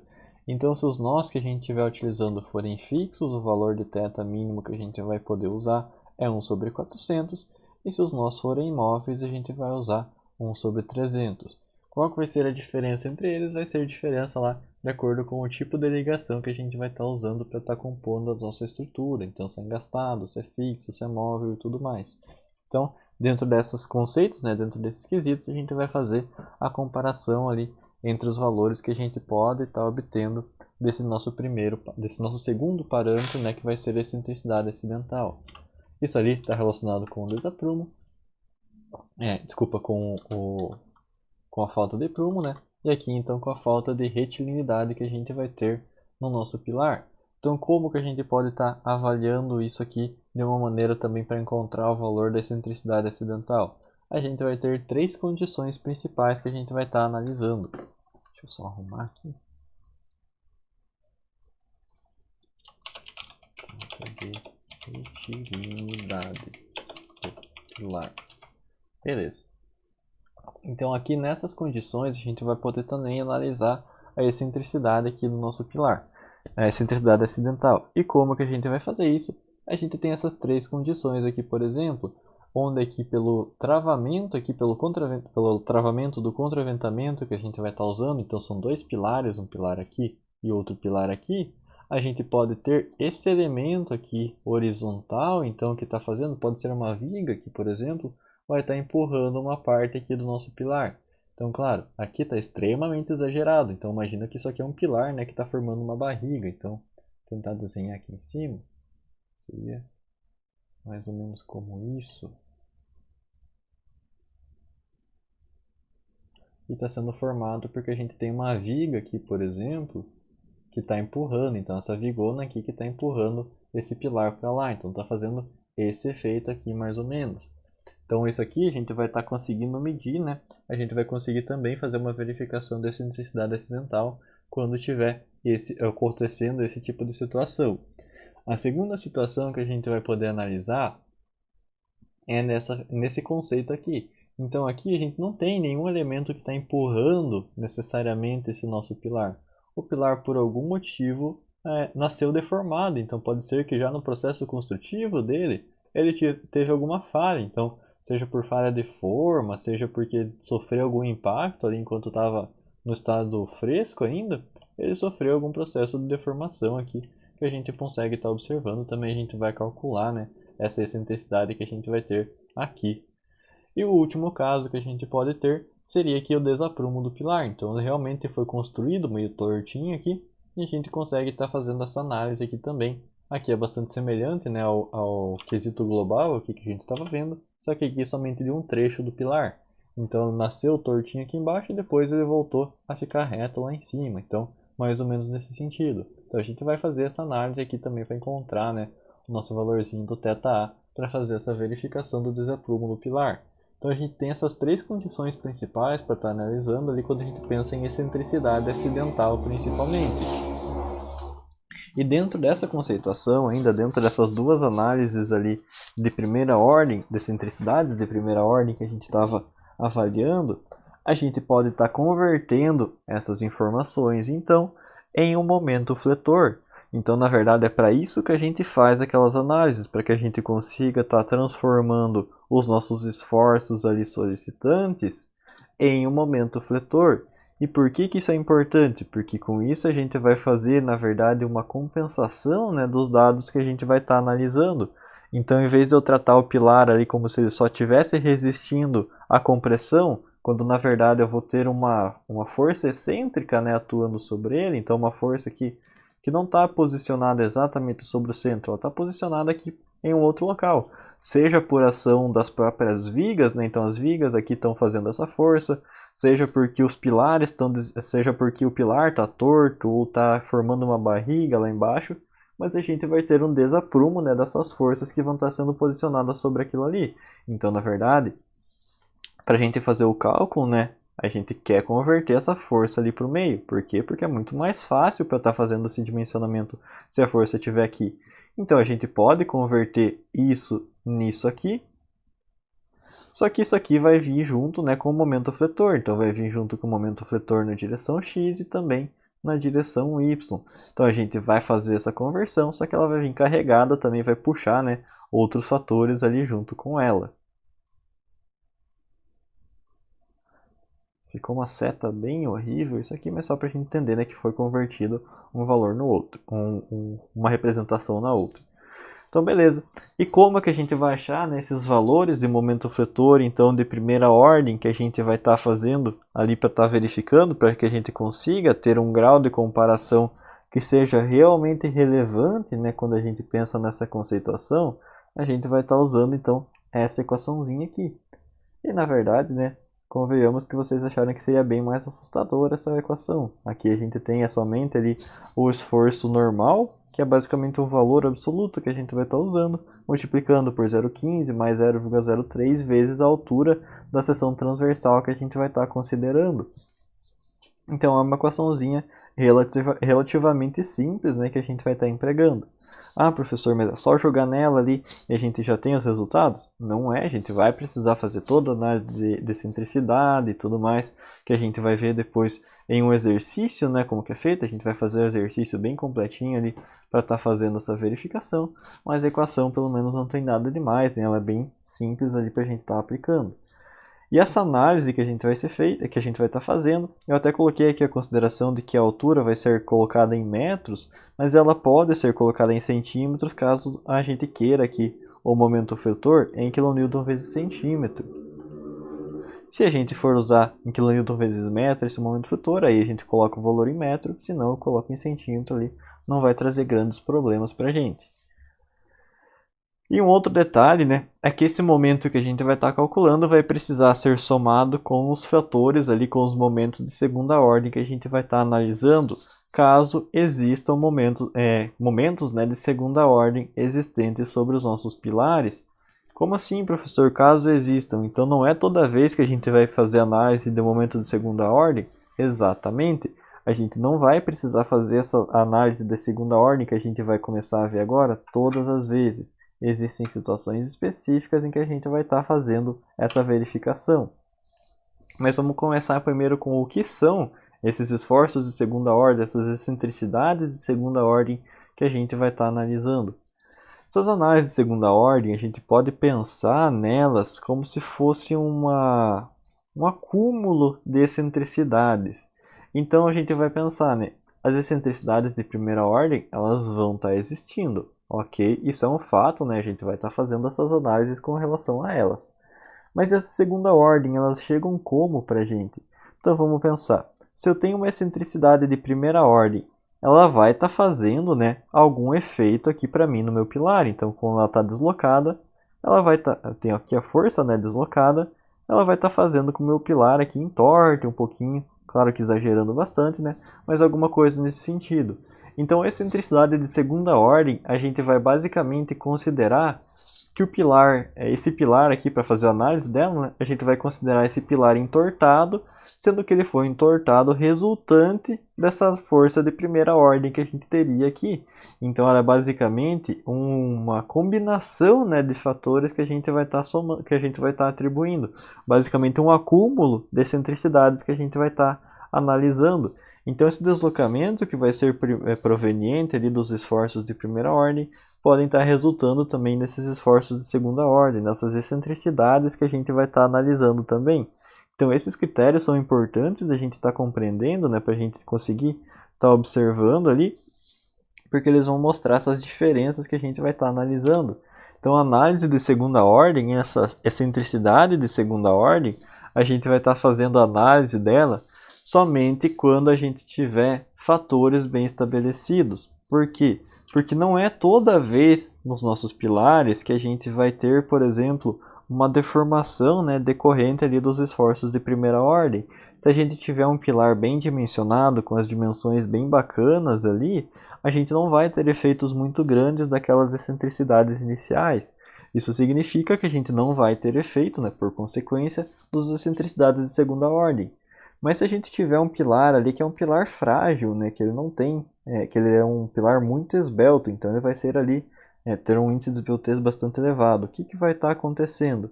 A gente vai ter uma relação ali mostrando que qualquer efeito que eu tiver de primeira ordem, então qualquer relação que eu for ter ali com relação a esses elementos de primeira ordem, já vão estar surtindo algum tipo de efeito na minha estrutura depois também. Então o acúmulo de excentricidades vai ser bem mais fácil de estar acontecendo quanto mais esbelto for o pilar que eu for estar analisando. E é exatamente isso, né? Esse é o critério que a gente vai estar fazendo de verificação. A gente vai estar comparando os valores de índice de esbeltez entre os nossos pilares.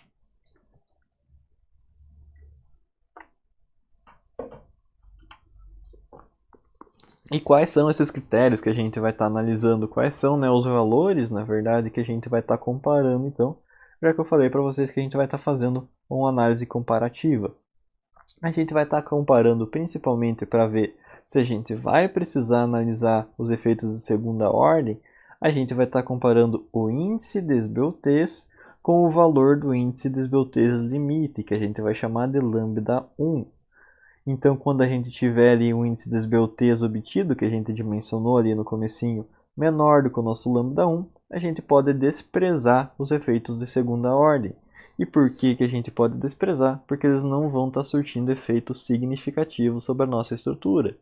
Ah, professor, mas é só rezar então para a gente ter ali um pilar curto, por exemplo, né, onde a gente vai ter o índice de esbeltez bem pequenininho? Você pode fazer isso, ou senão a gente vai trabalhar simplesmente com um efeito de segunda ordem. Vocês vão ver, né, que não tem nada de extremamente difícil, é só alguns cálculos a mais que a gente precisa estar fazendo ali para ter a verificação completa. Mas beleza, professor, você está falando ali como que a gente chega, né, nesse valor limite no lambda 1 que a gente vai estar analisando. O lambda 1 ele vai ser dado por essa equaçãozinha aqui.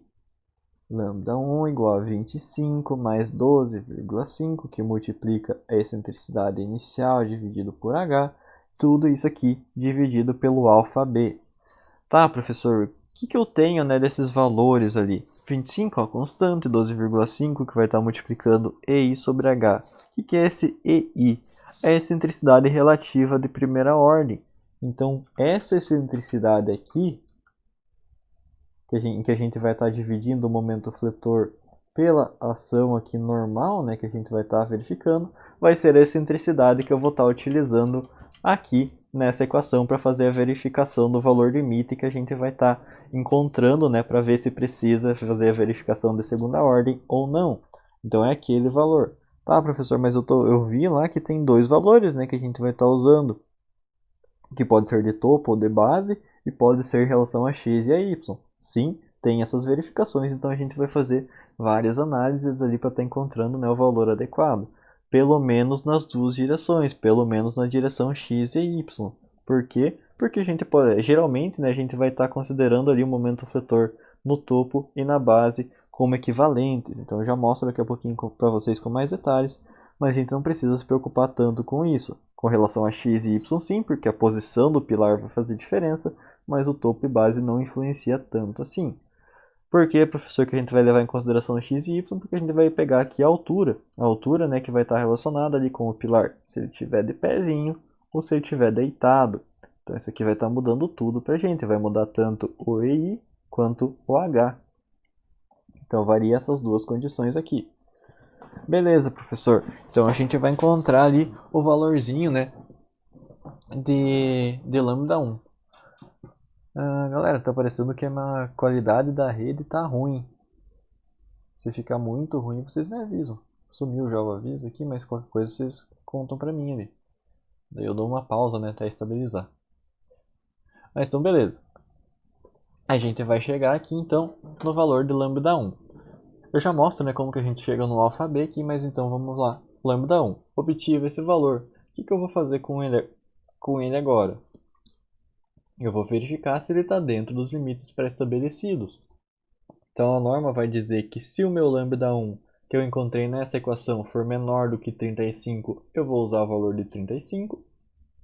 E se ele for maior do que 90, eu vou usar o valor de 90. Então eu tenho que obedecer esses dois critérios aqui para o lambda 1. Por quê? Porque com esses valores que eu vou estar comparando aqui com o meu índice de esbeltese. Então a gente vai ter que fazer essa análise ali para estar encontrando esses nossos parâmetros. Então vamos lá. Como que eu vou encontrar então o meu valor ali do alfa-b? Esse valor vai ser uma constante, na verdade, que a gente pode estar utilizando, que a gente pode estar empregando, né? Dependendo das condições que a gente vai ter com relação aos nossos pilares. E como que eu vou estar encontrando esse nosso parâmetro? O que ele vai significar? O que ele vai estar mostrando ali para mim? O alfa-b, então, ele vai ser dado por essa equaçãozinha aqui, quando a gente estiver trabalhando com pilares biapoiados sem carregamentos transversais. O que significa sem carregamentos transversais? Significa que, por exemplo, eu não vou ter, o pilar está de pé aqui, né? Que eu não vou ter um esforço na horizontal aqui atuando sobre ele. Então, se eu tiver uma condição limpa, né, e não tenho esse esforço aqui acontecendo, eu posso estar utilizando essa equaçãozinha aqui, onde eu vou estar empregando então 0,6 mais 0,4 que vai estar multiplicando os momentos nas duas extremidades, um dividido pelo outro, então é o da superior, né, dividido pelo inferior aqui, os momentos das extremidades do nosso pilar. Isso aqui tudo tem que ser maior ou igual a 0,4. Então se eu encontrar um valor, por exemplo, de 0,3 aqui para o nosso alfa-b, eu vou estar usando ainda o valor de 0,4. Então é o meu limite mínimo que eu vou estar utilizando. Ah, professor, mas e se eu tiver as cargas transversais, então se elas tiverem uma expressão significativa aqui do meu pilar, como que eu vou estar fazendo? Aí o nosso alfa-b vai ser igual a 1, porque a gente vai estar a favor da segurança. Como assim a favor da segurança, professor? O que significa, né, aumentar o valor do alfa 1? Então vamos analisar essa equaçãozinha aqui. Deixa eu limpar o slide. Então vamos analisar, né? O que vai acontecer se eu utilizar um valor de alfa 1 um pouco maior? Então vamos ver. Se eu aumentar o valor do alfa 1 aqui, sem mexer nos outros valores aqui de cima, né? Porque não precisa por enquanto, o que vai acontecer? Se eu aumento o número pelo qual eu estou dividindo um outro fator, o resultado vai ser um pouco menor. Então, se eu aumento o alfabeto, eu vou consequentemente estar diminuindo o meu lambda 1. Beleza, professor, eu estou diminuindo o meu lambda 1. Mas e por que isso aqui vai dizer que eu estou a favor da segurança, né? Aumentando o meu alfabeto? Porque eu vou estar diminuindo também o meu valor de limite desbeltês. Então eu estou dividindo o valor máximo que eu posso ter. Ou seja, eu vou precisar reduzir o meu índice de desbeltês do meu pilar. Então eu vou estar ali precisando, né? Ou vou estar dentro do limite, mesmo menor, ou eu vou precisar aumentar a seção desse meu pilar. Então é isso aqui que a gente vai estar buscando. Se eu não sei, se eu estou em dúvida, né, entre o valor do alfabeto que eu vou estar utilizando, eu posso estar empregando o meu valor aqui igual a 1, porque eu vou estar a favor sempre da segurança.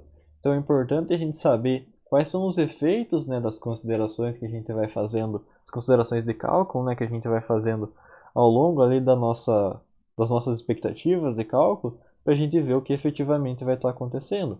Então, né, se eu aumento o valor do alfabeto, diminuo o limite, ou seja, deixo mais rigoroso aqui o meu índice de desbeltez, ele vai ter que ser um pouquinho menor, né, para ainda estar dentro aqui do meu limite.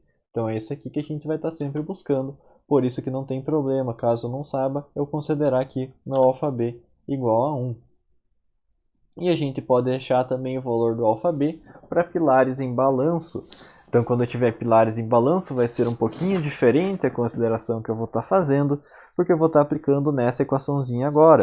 Então, aqui a gente, em vez de estar dividindo, né, os momentos nas extremidades, eu vou estar pegando o momento C, na verdade é só uma nomenclatura, mas vai ser um momento, então, no meio do meu pilar. Então eu vou ter lá um momento na parte de cima, na parte de baixo, e aqui eu vou estar usando no meio e dividindo pela extremidade aqui, que vai ser o engastamento do meu pilar. Professor, vai ser em cima ou embaixo? O pilar está em balanço, né? Então ele só vai ter um apoio ali sendo considerado. Então o pilar vai estar em equilíbrio ali na parte de baixo, né? Vai estar engastado na parte de baixo. Beleza, professor. Então ali se der menor do que 0,85, a gente vai estar usando 0,85 porque é o valor mínimo que eu vou ter nessa condição. Então vocês percebam, né, que já é bem maior do que o 0,4 aqui, porque quanto maior, mais a favor da segurança a gente vai estar utilizando. Inclusive a norma também vai fazer uma outra consideração aqui, de que para pilares biapoiados ou em balanço com momentos fletores menores do que o momento mínimo estabelecido pela 6118, que a gente já vai ver daqui a pouquinho, a gente pode estar usando alfabeto igual a 1. Então, uma outra consideração que a gente pode fazer, eu vou mostrar um exemplo também depois de quando que a gente vai estar utilizando isso aqui. Mas então percebam, né, que o alfabeto aqui igual a 1 é bem legal da gente estar utilizando. Beleza, mas a gente calculou então esses parâmetros. E agora, a gente já definiu lá pelo índice de desbeltez, né, que a gente vai precisar, a gente fez a verificação, né, encontrou esses dois parâmetros aqui, e a gente vai precisar então encontrar os efeitos de segunda ordem. Como que a gente vai estar fazendo isso? Como que a gente vai estar analisando então esses nossos elementos? A gente vai estar fazendo essa análise a partir dessa equaçãozinha aqui, onde a gente vai ter o comprimento de flambagem dividido por 10, que vai estar multiplicando 1 sobre R. Aqui, embora a nomenclatura seja igual, seja o mesmo LE, não é aquele comprimento equivalente que a gente encontrou lá no comecinho. Aqui ele vai ser o comprimento de flambagem, então é importante não confundir esses dois valores, porque Czinho aqui está muito mais relacionado com excentricidade do que com a equivalência que a gente tinha lá no comecinho. Então, quando a gente for calcular, né, separem essas duas equações para não confundir os parâmetros que a gente vai estar usando. Eu já mostro daqui a pouquinho como que a gente chega no comprimento de flambagem que a gente vai estar usando, mas vamos primeiro então para esse 1 sobre R, que o R vai ser a curvatura na seção mais crítica que a gente vai ter ali do nosso pilar. Como assim curvatura na seção crítica, professor? Então o Rzinho vai estar relacionado, né? Já que a gente vai estar trabalhando com efeito de segunda ordem, então a gente tem uma deformação acontecendo, então vamos pensar aqui. Meu pilar aqui, sempre exagerando, né, para ter uma visualização melhor um pouco. Mas o meu pilar vai estar aqui. O que vai ser esse Rzinho? Ele vai ser essa distância aqui, vai ser o raio, né, de curvatura que eu vou ter desse meu pilar que vai estar acontecendo.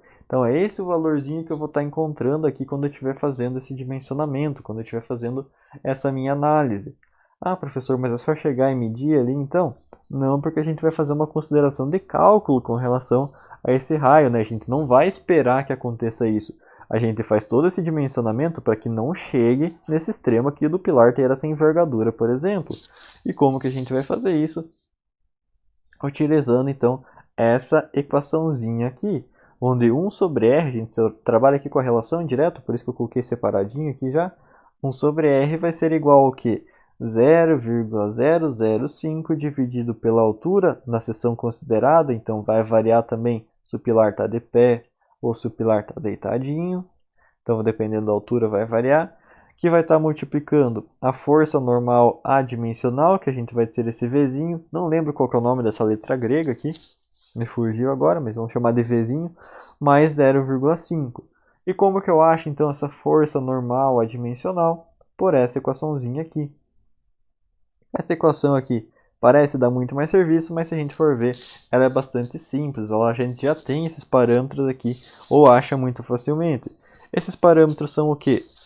O ND vai ser o esforço normal de cálculo, que a gente já vai estar usando desde lá do começo. Então a gente já usa ele lá desde do princípio, né, fazendo as análises lá da excentricidade inicial. O AC vai ser o que? Vai ser a área de concreto da seção transversal do nosso pilar. Então essa áreazinha aqui, efetivamente, é só a gente dimensionar. O pilar é retangular, né? Então é só multiplicar uma dimensão pela outra, bem tranquilinho de estar fazendo. E o FCD, que vai ser a resistência à compressão de cálculo do nosso concreto, não concreto. E como que a gente vai chegar no valor aqui da resistência de cálculo? O FCD, então, vai ser dado por essa equaçãozinha aqui.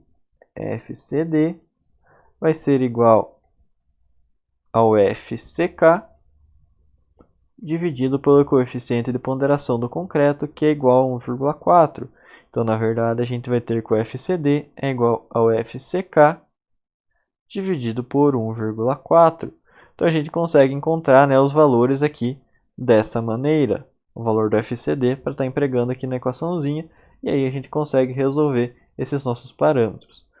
Ah, beleza, professor, mas e como que a gente vai encontrar aquele valor ali do comprimento de flambagem que a gente vai estar utilizando?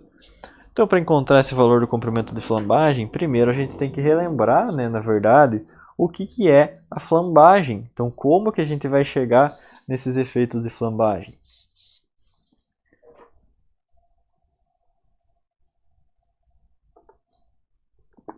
Então, a flambagem, galera, ela vai estar relacionada com esse fenômeno que a gente vai ter quando estiver comprimindo o nosso pilar. Então seria como se a gente pegasse as duas extremidades do pilar e começasse a apertar. Vamos imaginar, né, o que acontece quando eu aperto um elemento esbelto, né, um elemento fino.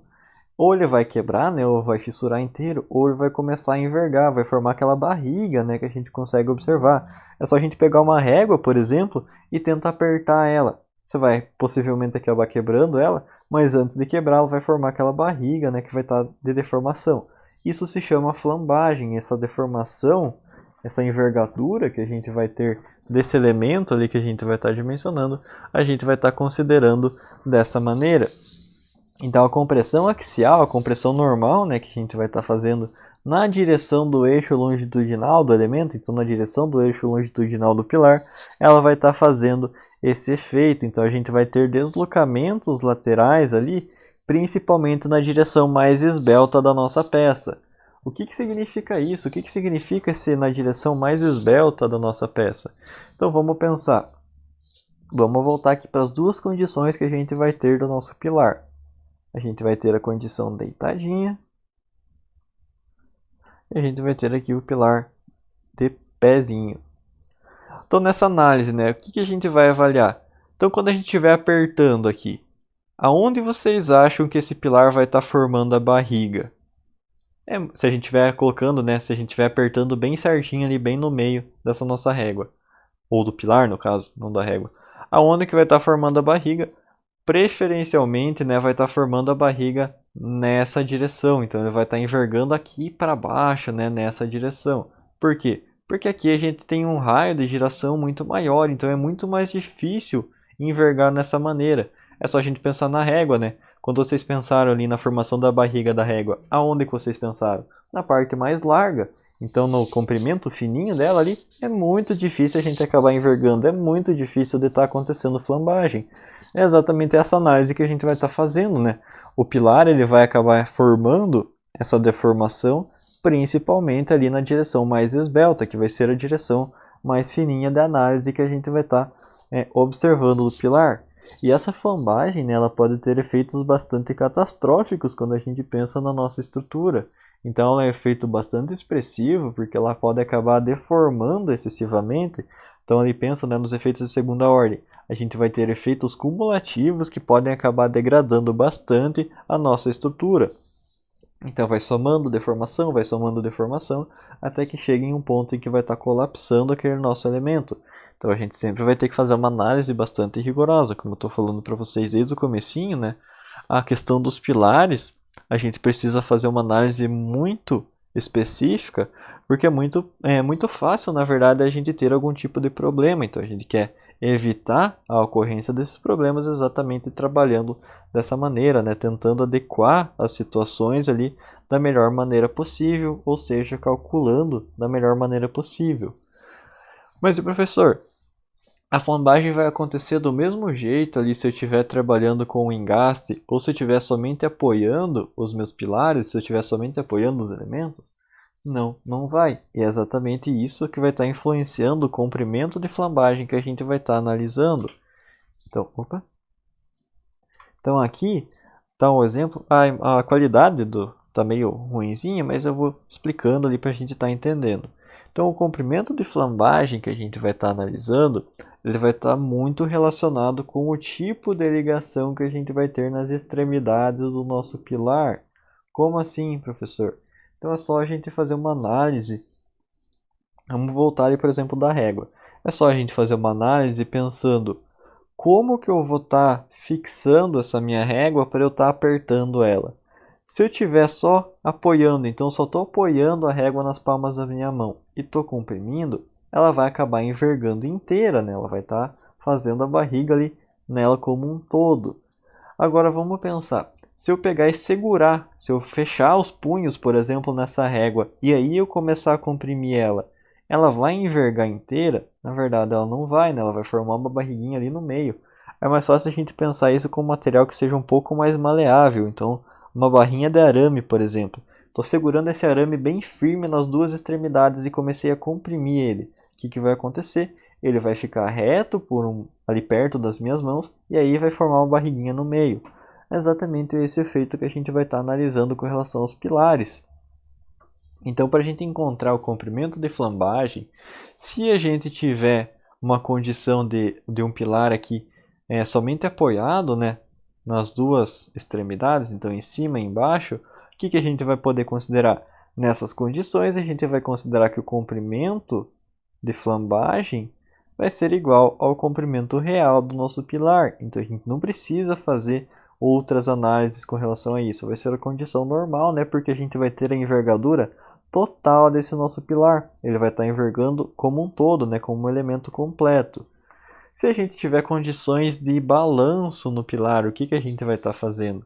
Então no balanço a gente tem uma condição um pouco diferente, né? A gente vai estar tudo separado, o pilar não vai ter uma fixação bastante expressiva ali.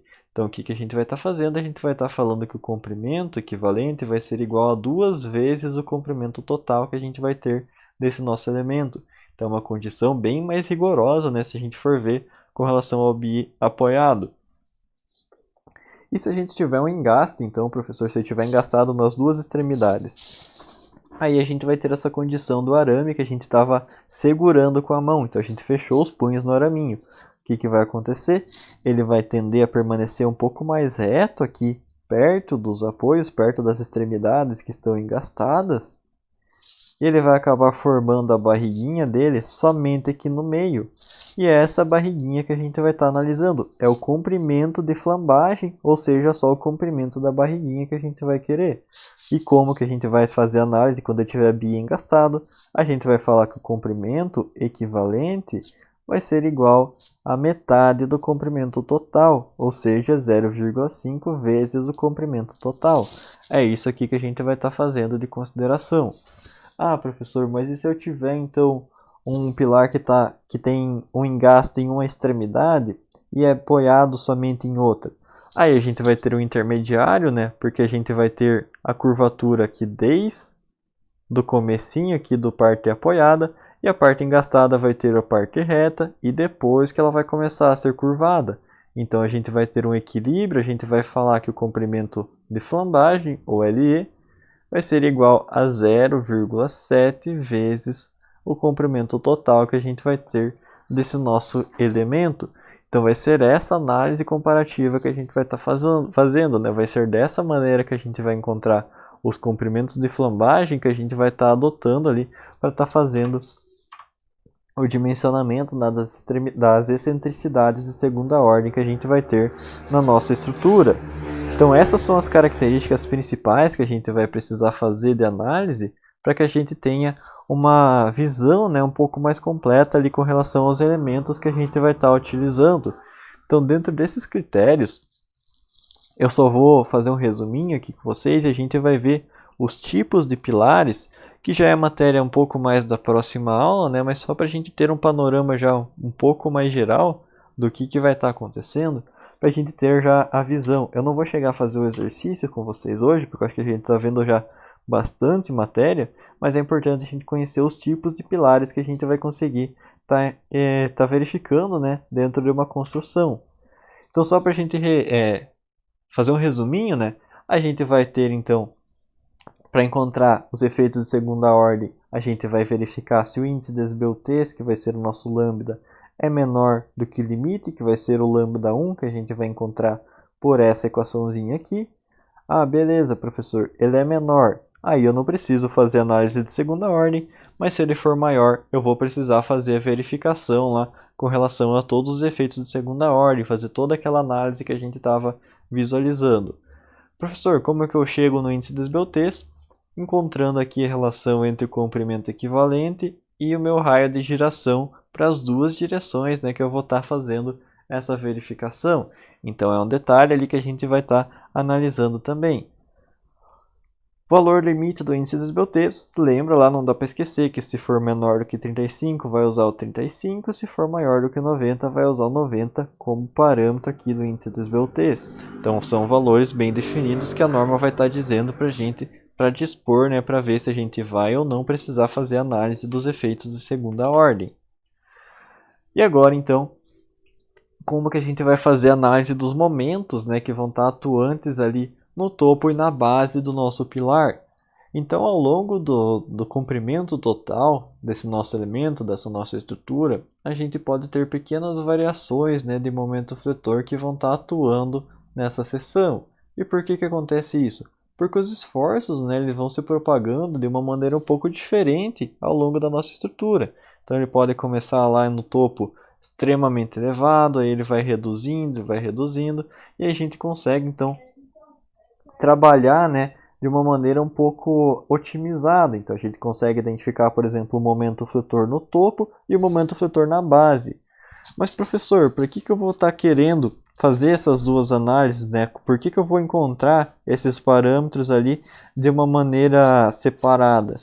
Caso eu queira fazer uma otimização do meu pilar, então ali não tratando das armaduras longitudinais, mas talvez ali com relação à seção, né, do elemento que eu vou estar utilizando, eu posso estar trabalhando com os momentos fletores para ver, não, eu posso reduzir um pouquinho essa consideração de esforço que eu vou estar utilizando aqui. Mas o que acontece na verdade? O que acaba acontecendo é que a gente geralmente vai pegar o maior valor ali de momento de primeira ordem que a gente vai ter, seja no topo ou seja na base, e a gente vai considerar que é esse o valor que a gente vai precisar utilizar para fazer o dimensionamento. Então, na verdade, na prática, né, a gente vai analisar dessa maneira. A gente vai encontrar o maior valor para estar fazendo a análise, para estar fazendo o dimensionamento depois das armaduras, que a gente vai ver lá na próxima aula. Então isso é importante também a gente saber, que a gente pode estar otimizando, a gente pode fazer aquelas análises lá que eu estava mostrando para vocês. Daí a gente vai dividir o momento do topo pelo momento da base e tudo mais. A gente pode, mas geralmente a gente acaba anulando nessa consideração, a gente vai falar que isso ali vai estar relacionado com apenas a consideração de que a gente vai usar o maior momento atuante nas extremidades. E aqui, então, são dispostas as maneiras em que a gente pode encontrar os gráficos, por exemplo, de momento fletor. Isso aqui vai estar mostrando o que para a gente, na verdade, quando eu tiver esse cruzamento aqui de momento fletor dentro ainda do meu pilar. Isso aqui vai basicamente estar mostrando que em uma das seções eu vou ter tração e na outra seção aqui de baixo eu vou ter compressão no meu pilar. Professor, como assim? Que loucura é essa? É exatamente isso. Então, de acordo aqui com o momento fletor de primeira ordem que eu vou ter atuações de cargas diferentes no meu pilar. Mas, professor, o pilar não está sempre sujeito a esforço de compressão? Não necessariamente, a gente também vai ter esforço de tração atuante ali, e a gente vai precisar que o pilar resista a esses esforços de tração da mesma maneira. Então, a gente vai colocar as armaduras ali, né, para que ele esteja resistindo a esses esforços. Então, tem que trabalhar de acordo com os esforços que a gente for estar analisando. Aqui, por exemplo, a gente teria apenas um esforço, né, de compressão atuante. Aqui também a gente teria uma padronização. Na verdade, aqui a gente já está considerando somente um dos esforços atuantes. E aqui, então, a gente teria a representação, né, dos efeitos de primeira ordem. Então, aqui a gente está pegando somente o valor mínimo. E a gente vai estar somando com os efeitos de segunda ordem, ou seja, o momento fletor relativo às intensidades de segunda ordem que vão estar acontecendo, que vão estar aumentando bastante o carregamento sobre a minha estrutura. Então é importante a gente saber se vai ou não precisar calcular, né, aqueles efeitos de segunda ordem, porque eles são bastante representativos, eles fazem bastante diferença naquele dimensionamento que a gente vai estar realizando nos nossos pilares. Mas então esses esforços, né, eles são importantes para a gente conhecer, para fazer o cálculo das armaduras, para conhecer os cálculos ali de esbeltez e tudo mais. Mas antes de chegar nesse ponto, a gente precisa entender quais são os tipos de pilares que a gente vai ter atuantes ali sobre a nossa estrutura. Atuantes não, né? Presentes, na verdade, na nossa estrutura. E o primeiro dos pilares que a gente vai estar analisando seria um pilar intermediário. O que significa, né, ser esse pilar intermediário? São aqueles pilares que ficam no meio da nossa estrutura. Então, por exemplo, é mais claro para a gente ver esse tipo de pilar quando a gente pensa nos estacionamentos de shopping. Os pilares intermediários geralmente são aqueles que ficam distribuídos, né, que estão entre as vagas dos carros ali. Estacionamento de shopping, estacionamento de prédios, né, qualquer coisa nesse sentido. Dentro das nossas casas também tem, mas lá é um pouco mais visual porque eles ficam expostos. Na nossa casa também tem, só que eles ficam presos ali dentro da parede. Mas o que a gente tem então de tão especial com relação a esses pilares intermediários? Eles são especiais porque a gente vai ter ali os esforços de compressão centralizados como se fossem um único esforço.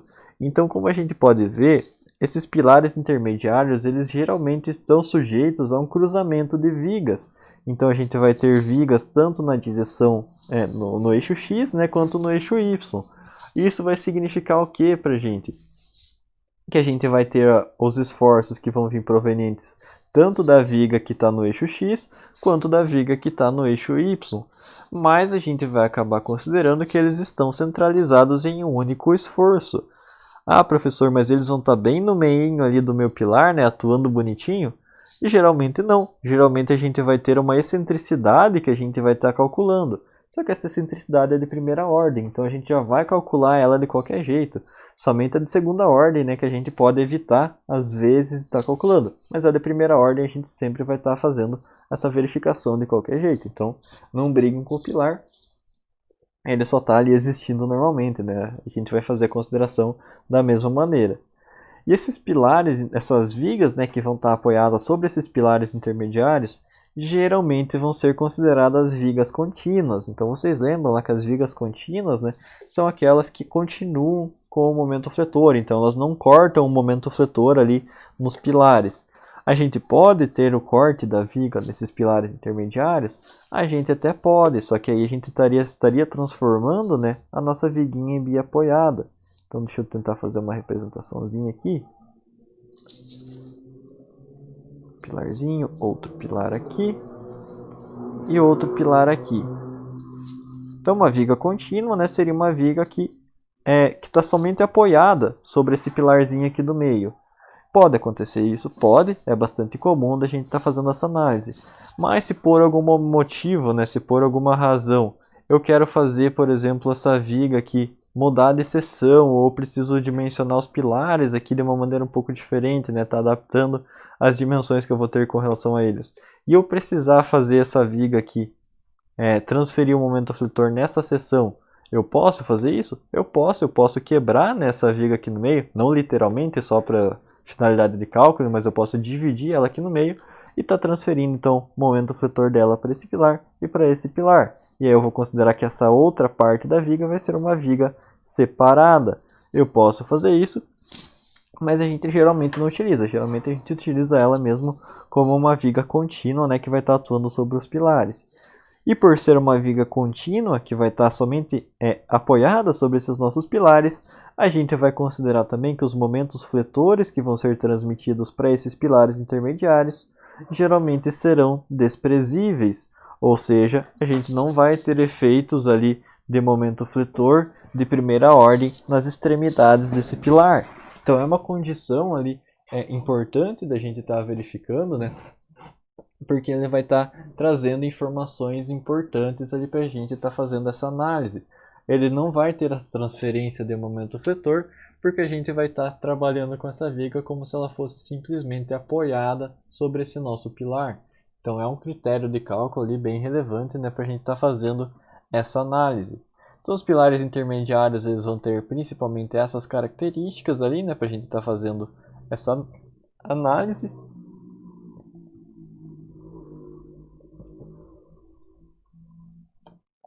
Para a gente conseguir encontrar então as informações mais completas. Segundo tipo de pilar vai ser um pilar de extremidade. Então os pilares de extremidades eles vão estar relacionados ali com a parte central, por exemplo, de uma parede. Então eles não podem ser confundidos com os pilares de canto, que a gente já vai ver daqui a pouquinho, mas que estão ali no cantinho, literalmente, né, no encontro de no cantinho de duas vigas. O pilar de extremidade geralmente ele vai estar chegando ali onde está morrendo uma viga.